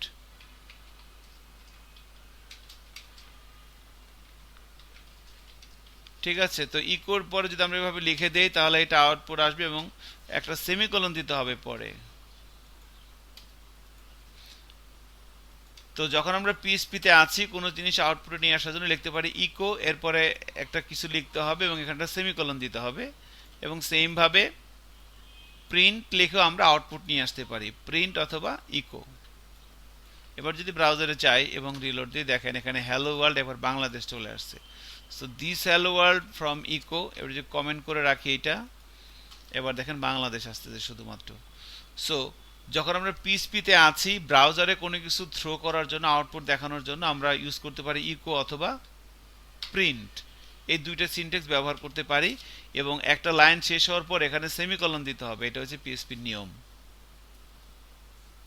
ঠিক আছে, আচ্ছা, এখন আমরা যখন পিএইচপি প্র্যাকটিস করব, একটু খেয়াল করেন, আমাকে এই কয়েকটা জিনিস একটু দেখতে হবে। সো এটা একই সূত্র, প্রথমে সিনট্যাক্স, এরপর আসবে হচ্ছে আপনার ভেরিয়েবল, এরপর থাকবে হচ্ছে আপনার অপারেটর, এরপর থাকবে হচ্ছে আপনার স্টেটমেন্ট, এরপর আপনার আসবে হচ্ছে অ্যারে, এরপর আপনার আসবে হচ্ছে ফাংশন, এরপর আপনার আসবে হচ্ছে ক্লাস, অবজেক্ট ওরিয়েন্টেড প্রোগ্রামিং। তো এই হচ্ছে আমাদের পিএইচপি প্র্যাকটিসের বেসিক ইস্যু আর কি। এইগুলো হচ্ছে বেসিক সিনট্যাক্স। আমাদের পিএইচপির উপরে এই কয়েকটা ব্যাপার একটু দেখতে হবে। প্রথমে সিনটেক্স। সিনটেক্স মানে কি, পিএইচপির কোড আমি কোথায় লিখবো, কিভাবে লিখবো, এইগুলো আর কি। তো পিএইচপির কোড আমরা ডট পিএইচপি ফাইলের ভিতরে লিখবো, এভাবে আউটপুট দেখব। এবার ভেরিয়েবল সম্পর্কে জানতে হবে, অপারেটর সম্পর্কে জানতে হবে, স্টেটমেন্ট, অ্যারে এবং ফাংশন এবং ক্লাস, এতটুকু। এই কয়েকটা বেসিক সিনটেক্স জানার পরে দেন হচ্ছে আমরা পিএইচপির কাজ করা শুরু করব আর কি। তো আমি আশা করি আমাদের আর একটা ক্লাস হলে আমাদের নেক্সট ক্লাসের ভিতরে এই কয়টা এই সিনটেক্সগুলো আমাদের ফাংশন পর্যন্ত প্র্যাকটিস হয়ে যাবে। ফাংশন, ঠিক আছে। ফাংশনের বলেন, ফাংশনের পরে আমরা আমরা ওপিপি নিয়ে শুরু করব আর কি এর পরের ক্লাস থেকে। সো আগামী ক্লাসটা আমাদের এই কয়েকটা জিনিসের উপরে যাবে, ভেরিয়েবল, অপারেটর, স্টেটমেন্ট, অ্যারে এবং ফাংশন। কিছু বলবেন আতিক?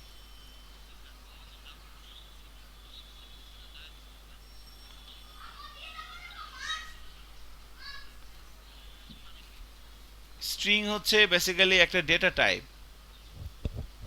একটা ডেটার টাইপ হচ্ছে স্ট্রিং, একটা একটা ডেটার টাইপ। স্ট্রিং এক টাইপের ডাটা, ইন্টিজার এক টাইপের ডাটা, বুলিয়ান এক টাইপের ডাটা, ফ্লোট এক টাইপের ডাটা, এগুলো হচ্ছে ডেটা টাইপ, আর কিছুই না।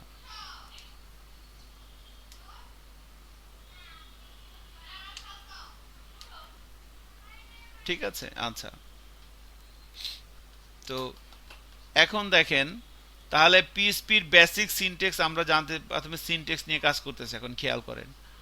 তো সিনটেক্সের ভিতরে হচ্ছে আমাদের প্রথমে ধরেন একটা পিএইচপির ফাইলের ভিতরে পিএইচপি লেখা শুরু করবেন কিভাবে, সো ডট পিএইচপি দিয়ে শুরু করতে হবে। এখন খেয়াল করেন, পিএইচপি ফাইলের ভিতরে কিন্তু আমরা এইচটিএমএল, সিএসএস, জাভাস্ক্রিপ্ট, পিএইচপি 4 ধরনের ল্যাঙ্গুয়েজের কোড লিখতে পারি। একটা ডট পিএইচপি ফাইলের ভিতরে এইচটিএমএল এর কোড লেখা যায়, সিএসএস এর কোড লেখা যায়, সব লেখা যায়, জাভাস্ক্রিপ্টের কোড লেখা যায়। তো একটা ডট পিএইচপি ফাইলের ভিতরে যদি শুধুমাত্র পিএইচপির কোড লেখেন, ডট পিএইচপি ফাইলের ভিতরে যদি শুধুমাত্র পিএইচপির কোড লেখেন, তাহলে এটা লিখলেই হয়, নিচে আর কিছু লিখতে হয় না। আবার যদি এটার ভিতরে পিএইচপি, এইচটিএমএল, সিএসএস, জাভাস্ক্রিপ্ট সব কিছু কোড লিখতে চান, তাহলে এটা হচ্ছে ওপেনিং আর একটা ক্লোজিং একটা ব্যাপার আছে, যে what sign greater than sign. এই যে আমরা একটা ব্লক শুরু, ব্লক ইন, এর মাঝখানে যে এনভায়রনমেন্ট, এটা হচ্ছে পিএইচপির কোড লেখার এনভায়রনমেন্ট। আমরা যদি এটা না দেই, তাহলে কিন্তু এটা যে পিএইচপির কোড, এটা কিন্তু ট্রিট করবে না। দেখেন আমি যদি ব্রাউজারে যাই, রিলোড দেই, দেখেন এখানে আমি যা লিখছি সেটাই চলে আসছে। সো এটা যে একটা পিএইচপির কোড, এটা কিন্তু সে ট্রিট করতেছে না। সো যখন আমি এটা দিব, এখন কিন্তু ফাঁকা, because this is are all are comment. Okay, so এখন এখানে আমি এইচটিএমএল এর কোড লিখতে পারি এভাবে। এইচটিএমএল এর হচ্ছে পুরো ওপেন এনভায়রনমেন্ট হচ্ছে এইচটিএমএল এর,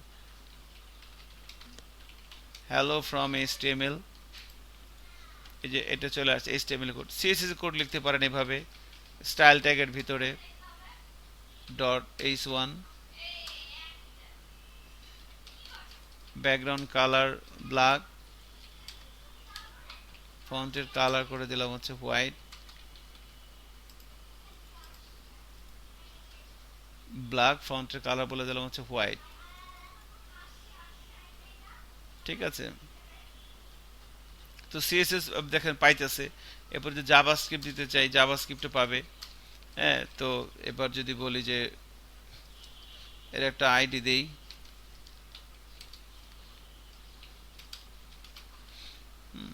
সো এখানে লিখলাম ডকুমেন্ট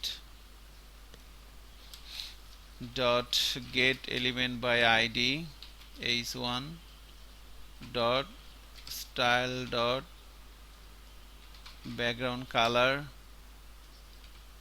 আচ্ছা, এখানে একটা জিনিস লিখি, তো ধরেন এখানে লিখলাম var h1। ওকে, এবার ধরেন এখানে লিখলাম যে h1 dot on click, on click করলে এই কাজটা হবে, কি হবে, যেটা হবে h1 dot style dot background colour. Background colour কি হবে, ব্যাকগ্রাউন্ড কালার হবে হচ্ছে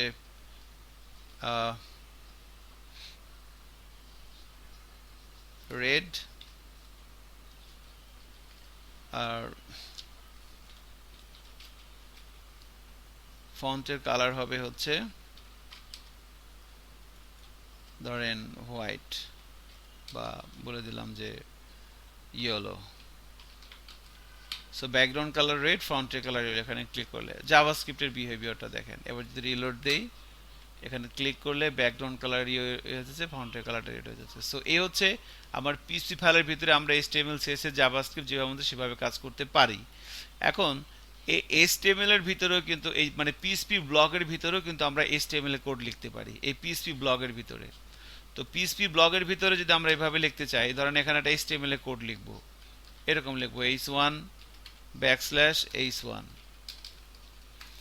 এখানে লিখে দিলাম ধরেন HELL হ্যালো ফ্রম পিএসপি। আমি চাচ্ছি এরকম কিছু একটা লিখব। তো পিএসপি ব্লকের ভিতরে যখন আমরা HTML কোড লিখব, এভাবে লিখলে কিন্তু এরর আসতেছে দেখেন। এবার যদি আমি প্রোগ্রামটা রান করি, এই যে দেখেন এখানে বলছে পার্স এরর। ওই যে বলছিলাম না যে পিএসপির স্ক্রিপ্ট যখন আমরা রান করব তখন অ্যাপাচি এই কোডগুলোকে একটা পিএসপির স্ক্রিপ্ট যখন আমরা রান করতেছি, এখানে দেখেন এই যে প্রথমে কিন্তু লোকাল হোস্ট আছে, লোকাল হোস্টের থ্রোতে এই পিএসপির স্ক্রিপ্টটা রান হচ্ছে। তো যখন লোকাল হোস্টের থ্রোতে পিএসপির স্ক্রিপ্টটা রান হচ্ছে, তখন এই কোডগুলো অ্যাপাচি ইন্টারপ্রেট করার আগে এই পার্সর এই সিনটেক্সগুলো চেক করে যেখানে কোনো কিছু লিখতে ভুল আছে কিনা। ওই যে বলতেছিলাম ডাক্তারের ভিতরে ঢোকার আগে একটা কম্পাউন্ডার থাকে সামনে, ওইটাই আর কি। So this is the parser, সে চেক করতেছে এখানে কোনো ভুল আছে কিনা। এখানে কোনো ভুল থাকলে সে আর ভিতরে যাইতেই দেয় না, মানে অ্যাপাচির কাছে আর যাইতেই দেয় না। সো ভুল আছে যেখানে দেখেন বলে দিছে 15 নম্বর লাইনে ভুল আছে, syntax dot PSP line number 15। তো তাহলে পিএসপি ব্লকের ভিতরে এভাবে HTML লেখা যাবে না, লেখা যাবে তখন স্ট্রিং সানের ভিতরে লিখতে হবে। এবং এটা লেখা যদি এখন কোনো লাভ নাই, দেখেন কোনো কিছু নাই কিন্তু। তো এটাকে যদি দেখতে চান তখন ইকো দিতে হবে এবং এখানে একটা সেমিকোলন দিতে হবে। এবার যদি ব্রাউজারে যাই রিলোড দেই, দেখেন এখানে বলছে হ্যালো ফ্রম HTML, বাট এখানে ক্লিক করলে কাজ হচ্ছে কিন্তু উপরেটায় ক্লিক করলে কিন্তু কাজ হয় না, খেয়াল করছেন? এখন উপরেটায় ক্লিক করতেছি কিছুই হচ্ছে না, নিচেরটায় ক্লিক করলে কিন্তু এর ব্যাকগ্রাউন্ড কালার চেঞ্জ, কারণ এখানে কিন্তু কোনো আইডি দেওয়া নাই, এখানে একটা আইডি দেওয়া আছে এবং এই আইডি ধরে এখানে একটা ইভেন্ট ফায়ার করা আছে। সো বোঝাই যাচ্ছে এইটা হচ্ছে আমার HTML থেকে আসছে, পিএসপি থেকে আসছে, এটা হচ্ছে আমার নর্মাল HTML থেকে আসছে। এখন পিএসপি এভাবে ব্লকের ভিতরে আমরা এভাবে HTML এর কোড লিখব, ঠিক আছে? এখন ধরেন এখানে আবার আমরা চাইলে HTML এর ভিতরেও পিএসপি লিখতে পারি। যেমন ধরেন ইনপুটের টাইপ দিলাম টেক্সট। এবার যদি ব্রাউজারে যাই, দেখেন এখানে একটা ইনপুট এলিমেন্ট চলে আসছে। এখন এর ভিতরে আমি কোনো কিছু লিখবো, তাহলে ধরেন আমি এখানে লিখলাম ভ্যালুর ভিতরে লিখে দিলাম HELLO হ্যালো লিখে দিলাম। এবার যদি যাই রিলোড দিই, এখানে হ্যালো চলে আসছে, খেয়াল করছেন? সো ভ্যালুর মধ্যে আমরা কোনো কিছু লিখলে ইনপুট বক্সের ভিতরে সেটা এখানে চলে আসে। এখন এই জায়গাটাতে আমি যদি চাই ভ্যালুর মধ্যে আমি এভাবে পিএসপির কোড লিখতে পারি, এভাবে PHP echo HELLO hello from PHP value. তো এভাবে এই ইনপুটের যে ভ্যালুর ভিতরে আমরা এভাবে যে কোনো জায়গায় HTML এর যে কোনো জায়গায় পিএসপি শুরু পিএসপি শেষ এইটা দিয়ে আমরা এভাবে পিএসপি এর ব্যাপারগুলো লিখে দিতে পারি, ইকো করে দিতে পারি বা প্রিন্ট করে দিতে পারি আমার যা দরকার, ঠিক আছে? এবার যদি ব্রাউজারে যাই এবং রিলোড দিয়ে, দেখেন এখানে কিন্তু এটা চলে আসছে। So this is PSP basic syntax, যে একটা পিএসপি ফাইলের ভিতরে কিভাবে পিএসপি কোড লিখতে হয়, কিভাবে পিএসপির ভিতরে HTML এর কোড লিখতে হয়, কিভাবে HTML এর ভিতরে পিএসপির কোড লিখতে হয়, কিভাবে CSS জাভাস্ক্রিপ্ট এগুলো কিভাবে পায়। শুনছেন না আমার কথা? এই হচ্ছে মানে পিএসপির বেসিক যে ব্যাপার সেটা আর কি। তো এখন আমাদের নেক্সট কাজ হচ্ছে এই যে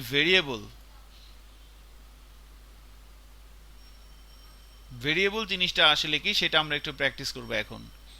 তো ভেরিয়েবল বেসিক্যালি হচ্ছে একটা কন্টেইনার বা একটা পাত্র যেখানে আমরা কোনো কিছু রাখবো। আমরা যখন জাভাস্ক্রিপ্ট প্র্যাকটিস করছিলাম সেখানে কিন্তু ভেরিয়েবল নিয়ে বলা হয়েছে। তো ভেরিয়েবলের কনসেপ্ট জাভাস্ক্রিপ্টেও যা পিএসপি তো সেম একই। তো ভেরিয়েবল হচ্ছে একটা ব্যাপার যার ভিতরে আমরা কোনো কিছু রাখতে পারি। তো পিএসপিতে ভেরিয়েবল লেখার জন্য 3টা মেজর রুলস এবং 3টা স্ট্যান্ডার্ড রুলস আছে। 3 major rules for variable। 3টা মেজর রুলস হচ্ছে ভেরিয়েবলের জন্য। রুল নাম্বার 1 হচ্ছে start with ডলার সাইন মানে ভেরিয়েবলের কনসেপ্ট আপনার জাভাস্ক্রিপ্টেও যা, পিএইচপিতেও তাই, সি শার্পেও তাই, জাভাও তাই, পাইথনও তাই, একই। শুধু লেখার ধরন আলাদা। পিএইচপিতে আমি ভেরিয়েবল লিখবো কিভাবে? তো লেখার জন্য তিনটা মেজর রুলস আছে। মেজর রুলস মানে এগুলো ভায়োলেট করলে সেটি ভেরিয়েবল হবে না। সো ডলার সাইন দিয়ে শুরু করতে হবে। এরপরে ভেরিয়েবলের নাম লেখার জন্য আমি ছোট হাতের এ থেকে জেড, মানে ছোট হাতের সবগুলো লেটার ব্যবহার করতে পারবো, যে কোনো লেটার। বড় হাতের যে কোনো লেটার ব্যবহার করতে পারবো, এ টু জেড। এরপরে হচ্ছে 0 to 9 নাম্বার, মানে 1 2 3 4 5 6 100 200 নাম্বার ইউজ করতে পারবো। এর বাইরে কোনো কিছু ইউজ করা যাবে না। এর বাইরেও কিন্তু অনেক কিছু আছে, যেমন ধরেন এগুলা এগুলা এগুলা এগুলা এগুলা এগুলা আছে না। তো এগুলা কিন্তু আমি ভেরিয়েবল নামের জন্য এগুলো ইউজ করতে পারবো না, শুধুমাত্র এগুলো ইউজ করতে পারবো। ছোট হাতের এ থেকে জেড, বড় হাতের এ থেকে জেড, 0 to 9। আর একটা আছে আন্ডারস্কোর, সরি আন্ডারস্কোর, এটা ইউজ করা যায়। This is called underscore. Hyphen use করতে পারবেন না ভেরিয়েবল নামের, this is hyphen. Hyphen use করা যাবে না, আন্ডারস্কোর ইউজ করা যাবে। সো এই কয়টা হইতেছে, এই কয়টা জিনিস আমরা ভেরিয়েবলের নাম লেখার জন্য ইউজ করতে পারবো। এইটা। আর একটা 3 নাম্বারটা হচ্ছে নো নাম্বার ইন ফার্স্ট, শুরুতে কোনো নাম্বার হইতে পারবে না। সো এই হচ্ছে 4টা ভেরিয়েবলের সিনট্যাক্স, মানে 3টা হচ্ছে মেজর রুলস। আর 3টা স্ট্যান্ডার্ড রুলস আছে জাভাস্ক্রিপ্টের মতো।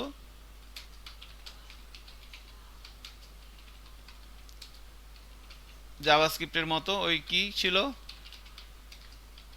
স্মল লেটার,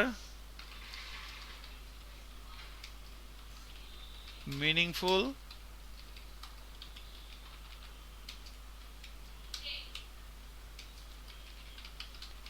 আর হচ্ছে রিডেবল।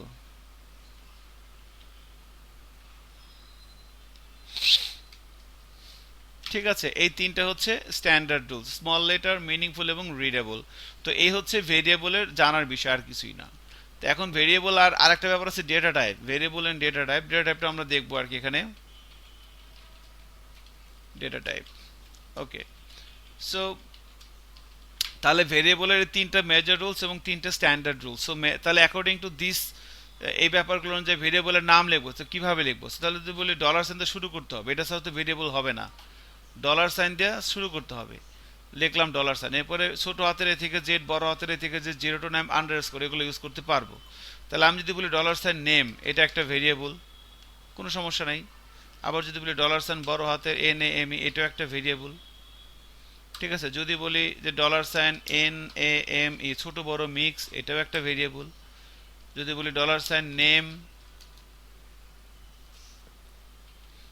স্পেস নেম, এটা কিন্তু ভেরিয়েবল হয় নাই, কারণ এই এই এই দুই এই মাঝখানে এটা কি আছে, স্পেস। স্পেস রাখা যাবে না। যদি মাঝখানে হাইপেন দেই, হাইপেনও দেওয়া যাবে না। যদি মাঝখানে আন্ডারস্কোর দেই, তাহলে সমস্যা নাই। এখানে অ্যাকচুয়ালি এরর আসতেছে কেন, I am not sure. So এই এররগুলো মানে এই লেখার নিচে যে দাগগুলো, সেগুলো আপনি ইগনোর করেন, সমস্যা নাই, ঠিক আছে। সো এটা হচ্ছে, এগুলো ভেরিয়েবল। ভেরিয়েবল কিভাবে লিখতে হয়, এটা একটা ভেরিয়েবল, এটা একটা ভেরিয়েবল, এটা একটা ভেরিয়েবল, এটা একটা ভেরিয়েবল। আবার যদি বলি ডলার সাইন নেম 100, এটা একটা ভেরিয়েবল। বাট যদি এভাবে বলি ডলার সাইন 100 নেম, এটা কিন্তু ভেরিয়েবল হয় নাই। কারণ কি? কারণ শুরুতে কি আছে, নাম্বার। এই যে বলে দিছে নো নাম্বার ইন ফার্স্ট। তো শুরুতে আমি নাম্বার দিলে হবে না, শুরুতে বলতে একটা হাইপেন দিতে পারি, আন্ডারস্কোর দিতে পারি, সমস্যা নাই। মানে শুরুতে কোনো নাম্বার দেওয়া যাবে না। আমি যদি বলি এভাবে বলি যে ডলার সাইন A100 নেম, তাহলে সমস্যা নাই, খালি শুরুতে কোনো নাম্বার দেওয়া যাবে না। সো এই হচ্ছে আমাদের ভেরিয়েবল কিভাবে লিখতে হবে সেটা। তো স্ট্যান্ডার্ড প্র্যাকটিসটা আমরা অলওয়েজ করব। ভেরিয়েবলের নাম সবসময় ছোট হাতে লিখবো, মিনিংফুল করব এবং রিডেবল করব। ঠিক আছে, সো তাহলে অ্যাকর্ডিং টু দিস থিং, আমি যদি বলি dollar sign name is equal to, ধরেন এখানে বললাম যে dollar sign FIRST first name সমান সমান বললাম 100। সো আমরা যদি স্ট্যান্ডার্ড রুলস ফলো করে দেখেন, স্মল লেটার লিখবো, তো আমরা এখানে সবগুলি স্মল লেটার লিখছি। এরপরে এটা ঠিক আছে। এবার সেকেন্ড রুলসটা কি, মিনিংফুল হইতে হবে। এখন এটা কিন্তু মিনিংফুল হয় নাই, কারণ দেখেন ফার্স্ট নেম একটা ভেরিয়েবল, এর ভিতরে এই 100 একটা মান রাখা হয়েছে। এই 100টাকে আমরা এই ফার্স্ট নেমের ভিতরে রাখছি। এখন এটা মিনিংফুল হয় নাই। তো যদি আমি 100 যদি রাখি তাহলে আমি এখানে কি লিখবো, ধরেন লিখতাম ফার্স্ট নাম্বার, তাইলে ঠিক ছিল। So this is a number, this is not কারো নেম। সো এই জন্য মিনিংফুল করতে হবে। যখন আমি এখানে ফার্স্ট নেম লিখবো তখন আমি এখানে লিখি, তাহলে এভাবে লিখি Rahim, that should be meaningful. So this is call meaningful. ভেরিয়েবলের নামের সাথে এর মধ্যে যেটা আছে সেটা যেটা মিল থাকে। কেমন? এখন এরপরে আছে কি রিডেবল। সো এটা রিডেবল হয় না কারণ এখানে দুইটা ওয়ার্ড, ফার্স্ট একটা ওয়ার্ড, নেম আর একটা ওয়ার্ড, দুইটা ওয়ার্ড। সো যেহেতু দুইটা ওয়ার্ড, সো এটা এভাবে করতে হবে ফার্স্ট, আর এই এন এরটা বড় হাতে দিব আমরা সবসময়, এভাবে লিখতে পারি, অথবা আমরা এভাবেও লিখতে পারি। যখন ভেরিয়েবলের নাম দুই বা তার বেশি ওয়ার্ড হবে, প্রত্যেকটা ওয়ার্ডের মাঝখানে আমরা এভাবে আন্ডারস্কোর দিব, অথবা ফার্স্ট ওয়ার্ডের পরে সেকেন্ড ওয়ার্ডগুলো থেকে সবগুলোর প্রথম অক্ষর বড় হাতের। তো এভাবেও লেখা যায়, এভাবেও লেখা যায়, দুটোই ঠিক। এটাকে বলে ক্যামেল কেস, এটাকে বলা হইতেছে, সরি, এটাকে বলে ক্যামেল কেস, এটাকে বলে জেন্ট। সো এই যে এটা একটা লেখার স্ট্যান্ডার্ড, এটাকে বলে ক্যামেল কেস, এটা আর একটা স্ট্যান্ডার্ড, এটাকে বলে জেন্ট। ঠিক আছে? সো তাহলে আমরা আমরা ক্যামেল কেসটা ফলো করতে পারি এখানে ভেরিয়েবলের নাম লেখার ক্ষেত্রে। সো ফার্স্ট নেম একটা ভেরিয়েবল, এর ভিতরে রাখলাম হচ্ছে রহিম। দেখেন ফার্স্ট নেম একটা ভেরিয়েবল, এর মধ্যে রাখা হচ্ছে রহিম। এবার যদি বলি $সাইন ইকো ফার্স্ট নেম, খেয়াল করছেন? তো ফার্স্ট নেম হচ্ছে ভেরিয়েবল, এর ভিতরে রহিমকে রাখা হয়েছে, এবার বললাম ইকো ফার্স্ট নেম। তাহলে কি আসতে পারে আউটপুট? ফার্স্ট নেমের মধ্যে কি আছে? রহিম। তাহলে রহিম চলে আসবে। এবার যদি ব্রাউজারে যাই, রিলোড দেই, দেখেন যেখানে রহিম চলে আসছে এই জায়গাটায়, এই যে এখানে রহিম চলে আসছে। ঠিক আছে? এখন আর একটা জিনিস খেয়াল করেন, ধরেন আমি ফার্স্ট নেমের মধ্যে লিখলাম করিম, তাহলে একই ভেরিয়েবল প্রথমে রাখছি রহিম, এরপরে রাখছি করিম, তাহলে কোনটা থাকবে? দুটাই আসবে না যে কোনো একটা আসবে? দুটাই আসবে না আগেরটা আসবে না পরেরটা আসবে? সো চলেন দেখি কি হয়। কোনটা আসছে? করিম আসছে। তাহলে এখান থেকে কি বোঝা যায়? ভেরিয়েবল, একই ভেরিয়েবলের ভিতরে যখন আপনি একবার রহিম রাখতেছেন আবার করিম রাখতেছেন, কোনটা আছে? প্রথমটা আছে না পরেরটা আছে? আবার আমি আরেকটা রাখলাম রহিম করিম, এরপরে ধরেন বললাম যে ফারুক, রহিম করিম ফারুক বললাম। তাহলে এখন দেখি একই ভেরিয়েবল তিনটা মান রাখছি, প্রথমে রাখছি রহিম, এরপরে রাখছি করিম, এরপরে রাখছি ফারুক, দেখি কোনটা আসে। দেখেন ফারুক আসছে। এর মানে কি? যদি ভেরিয়েবলের নাম একই হয় তাহলে সবার শেষের মানটা ভেরিয়েবলের মধ্যে থাকে।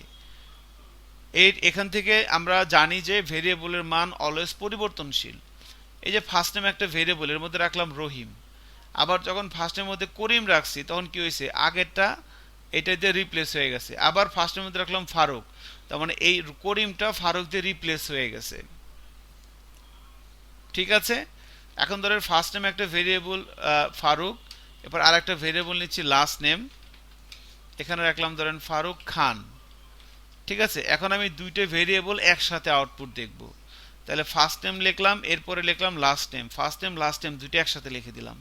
এবার যদি ব্রাউজারে যাই এবং রিলোড দেই, দেখেন একটা এরর আসছে, syntax error, undefined variable last name. So দুইটা ভেরিয়েবল এভাবে পাশাপাশি রাখা যাবে না। দুইটা ভেরিয়েবল পাশাপাশি রাখার জন্য কনক্যাট করতে হয়। আর পিএইচপিতে কনক্যাট সাইন হচ্ছে ডট। পিএইচপিতে কনক্যাট সাইন হচ্ছে কি? ডট। এবার যদি আমি ব্রাউজারে যাই, রিলোড দিই, দেখেন যেখানে ফারুক খান চলে আসছে। এবার দুইটার মাঝখানে আমি একটা স্পেস দিব। তো স্পেস দেওয়ার জন্য এখানে এভাবে একটা এমটি স্ট্রিং দিয়ে দিব। So this is the variable, first প্রথম ভেরিয়েবলটা, এরপর একটা ডট হচ্ছে কনক্যাট করা আর কি, কনক্যাটেনেশন অপারেটর বলে এটাকে।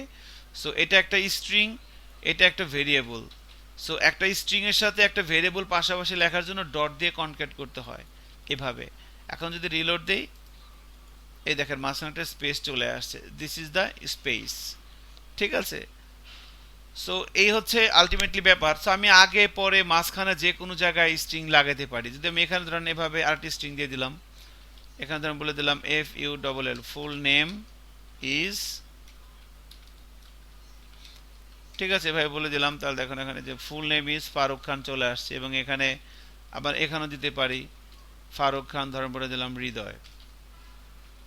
এবার যদি এখানে যাই, এই যে ফারুক খান হৃদয় চলে আসছে। খেয়াল করছেন তো? আমি একটা string, this is called string, আপনি সামনে নিতে পারেন, পেছনে নিতে পারেন, মাঝখানে রাখতে পারেন, যেখানে মতো, বাট একটা ভেরিয়েবল আর একটা স্ট্রিংকে ইয়ে করার জন্য কনক্যাট করে নিতে হবে।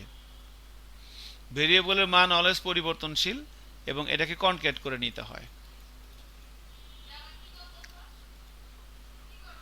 ঠিক আছে? কারো কোনো কোশ্চেন আছে কিনা বলেন তো এগুলোর মধ্যে? মেহেদি কিছু বলবেন? ঠিক আছে কি? আচ্ছা, তো সমস্যা নাই, শুধুমাত্র আমি যে কাজটা করতেছি আজকে ক্লাসে, এই কাজটা বাসায় একবার মেহেদি করতে হবে, এইটাই, আর কিছু না। আপনি যত ব্যস্তই থাকেন, আপনি যত কাজই করেন, আপনি শুধু বাসায় একটু সময় দিয়ে যখন পান, আগামী ক্লাস হবে আবার মঙ্গলবার হবে, তো এই মঙ্গলবার এই রাত 9টার আগ পর্যন্ত যে সময়গুলো আছে এর ভিতর থেকে বের করে আপনি ভিডিওটা দেখে বা ভিডিওটা দেখা ছাড়া এই ক্লাসের পুরো কাজটা একবার করতে হবে, যা যা করছি এটা করলে হয়ে যাবে। এবং করতে যা যদি কোথাও আটকে যান তখন আমাকে নক দিতে হবে, ফেসবুকে নক দিবেন, মোবাইলে ফোন দিবেন। আর যদি সমস্যা না হয় তাহলে তো আলহামদুলিল্লাহ, খুব ভালো। ওকে, সো আমরা লাস্ট জিনিস দেখবো আজকে, সেটা হচ্ছে যে ভেরিয়েবলের ডেটা টাইপ। এটাই লাস্ট টপিক আজকের। অনেক কথা বলছি, আর ভালো লাগতেছে না। ডেটা টাইপটা হচ্ছে সে দেখেন, তো বেসিক্যালি ডেটা টাইপটা কি, ধরেন আমি এখানে লিখলাম নেম, নেমের ভিতরে রাখলাম হচ্ছে ধরেন সবুজ। ঠিক আছে, নেমের মধ্যে আমি এটা রাখলাম। এখন যদি বলি ইকো $সাইন নেম, তো তাহলে ব্রাউজারে যাচ্ছি, রিলোড দিচ্ছি, এখানে কি চলে আসছে? সবুজ চলে আসছে। এখন এই ভেরিয়েবলের ডেটা টাইপটা আসলে কি? ডেটা টাইপ, যেটি ডেটা টাইপ হচ্ছে এই ভেরিয়েবলের মধ্যে যে মানটা আছে সেটা কি ধরনের মান, এটাকে বলে ডেটা টাইপ। এখন এই নেমের ভিতরে সবুজ যে আছে, সবুজ কি ধরনের মান সেটা আমি জানতে চাচ্ছি, আমি বুঝি না কি ধরনের মান। তো এটাকে ডাটা টাইপটা বের করার জন্য ডাটা টাইপ ফাংশন,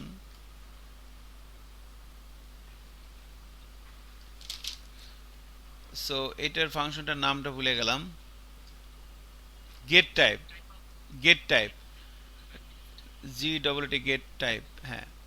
তো একটা ফাংশন আছে, ফাংশন নাম হচ্ছে গেট টাইপ। দেখেন এবার জি গেট টাইপ, তো গেট টাইপ হচ্ছে একটা ফাংশন। গেট টাইপ এটাকে বলে একটা ফাংশন। ফাংশন কি সেটা আমরা কিন্তু জাভাস্ক্রিপ্টে প্র্যাকটিস করে আসছি। সো গেট টাইপ এটা হচ্ছে পিএইচপির একটা বিল্ট ইন ফাংশন। এর ভিতরে আমি নেমটাকে পাস করে দিলাম, এবার বললাম ইকো। এখন দেখেন কি আসে, দেখেন এখানে কি লেখা আসছে, পড়তে পারেন? স্ট্রিং লেখা আসছে এখানে। তার মানে এই যে ভেরিয়েবলটা, এর ডাটা টাইপটা হচ্ছে স্ট্রিং। এবার ধরেন আমি এখানে সবুজের পরিবর্তে এখানে স্ট্রিং 1 2 3 দিয়ে দিলাম, এখন কি আসবে? কোটেশনের ভিতরে যেহেতু আছে, আর আমরা জানি কোটেশনের ভিতরে যাই দেন সবই কি, সবই স্ট্রিং। এবার যদি কোটেশনটা সরাই দেই, কোটেশনটা সরাই দিলাম, জাস্ট এটা রাখলাম। এখন যদি এখানে যাই এবং রিলোড দেই, এখন দেখেন কি আসছে, ইন্টিজার। সো এবার এই যে এই নেম হচ্ছে একটা ভেরিয়েবল, এর ভিতরে যে ডাটাটা আছে তার টাইপটা কি, ইন্টিজার। এবার যদি আমরা এভাবে রাখি 130 দশমিক এভাবে, এবার একটা দশমিক দিলাম আর কি। এবার যদি যাই এবং রিলোড দিই, এবার আসছে ডাবল। খেয়াল করছেন এবার কি আসছে, ডাবল। তাহলে তিনটা টাইপ দেখলাম, স্ট্রিং, ইন্টিজার এবং ডাবল। মনে করেন আবার এখানে এটা দিয়ে দিলাম, এখন কি আসবে বলেন তো? কি আসবে এখন? কতক্ষণ না কে, স্ট্রিংসানের ভিতরে যাই দেন, তাই না, স্ট্রিং আসবে। হ্যাঁ, স্ট্রিং আসতেছে, কারণ পুরো জিনিসটাকে যখন আমি যাই থাকুক না কেন এটা হবে। আবার যদি এরকম হয়, ধরেন এখানে দিয়ে দিলাম ট্রু, এখন কি আসবে? এখন আসছে বুলিয়ান। আবার যদি এরকম দিয়ে দিই, হ্যাঁ, ট্রুর উপরে স্ট্রিংসান দিয়ে দিলাম, এখন কি আসবে? সাহস করে বলতে পারেন না কি আসবে? স্ট্রিং আসবে, হ্যাঁ, স্ট্রিং আসবে, হ্যাঁ। কারণ স্ট্রিং এর আপনি যেটাই হোক না কেন, স্ট্রিং সাথে কোটেশনের ভিতরে থাকলে সেটা স্ট্রিং হয়ে যাবে, দ্যাটস ইট। সো এই হচ্ছে ডেটা টাইপ। তাহলে পিএইচপিতে দেখেন সাধারণত ডাটা যে টাইপ সাধারণত 4 ধরনের হয়। হ্যাঁ, একটা হচ্ছে কি, একটা হচ্ছে সে আপনার স্ট্রিং,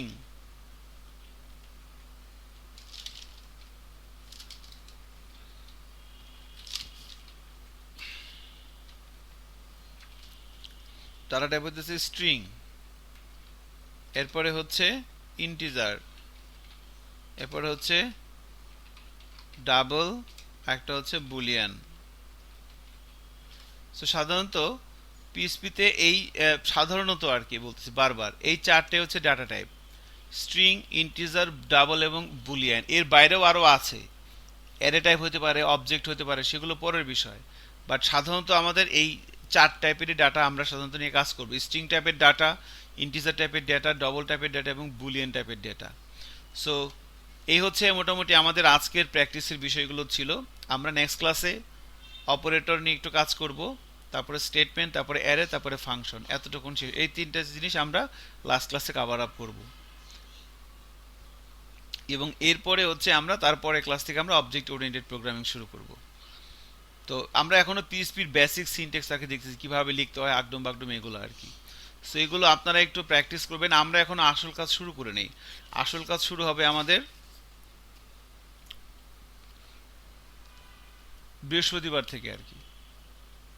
বাট আজকের ক্লাসটা এবং আগামীকালকের ক্লাসটা কিন্তু খুবই ইম্পর্টেন্ট, এই প্রেশারটা কিন্তু নিতে হবে। সো আমি যা যা করছি এই কাজগুলো একটু চেষ্টা করেন করার। ইনফ্যাক্ট কথাই বেশি বলছি, কাজ খুব কম করছি। সেই কাজটুকুন একটু বাসায় করবেন, কোনো ভুল হলে আমাকে নক দিয়েন।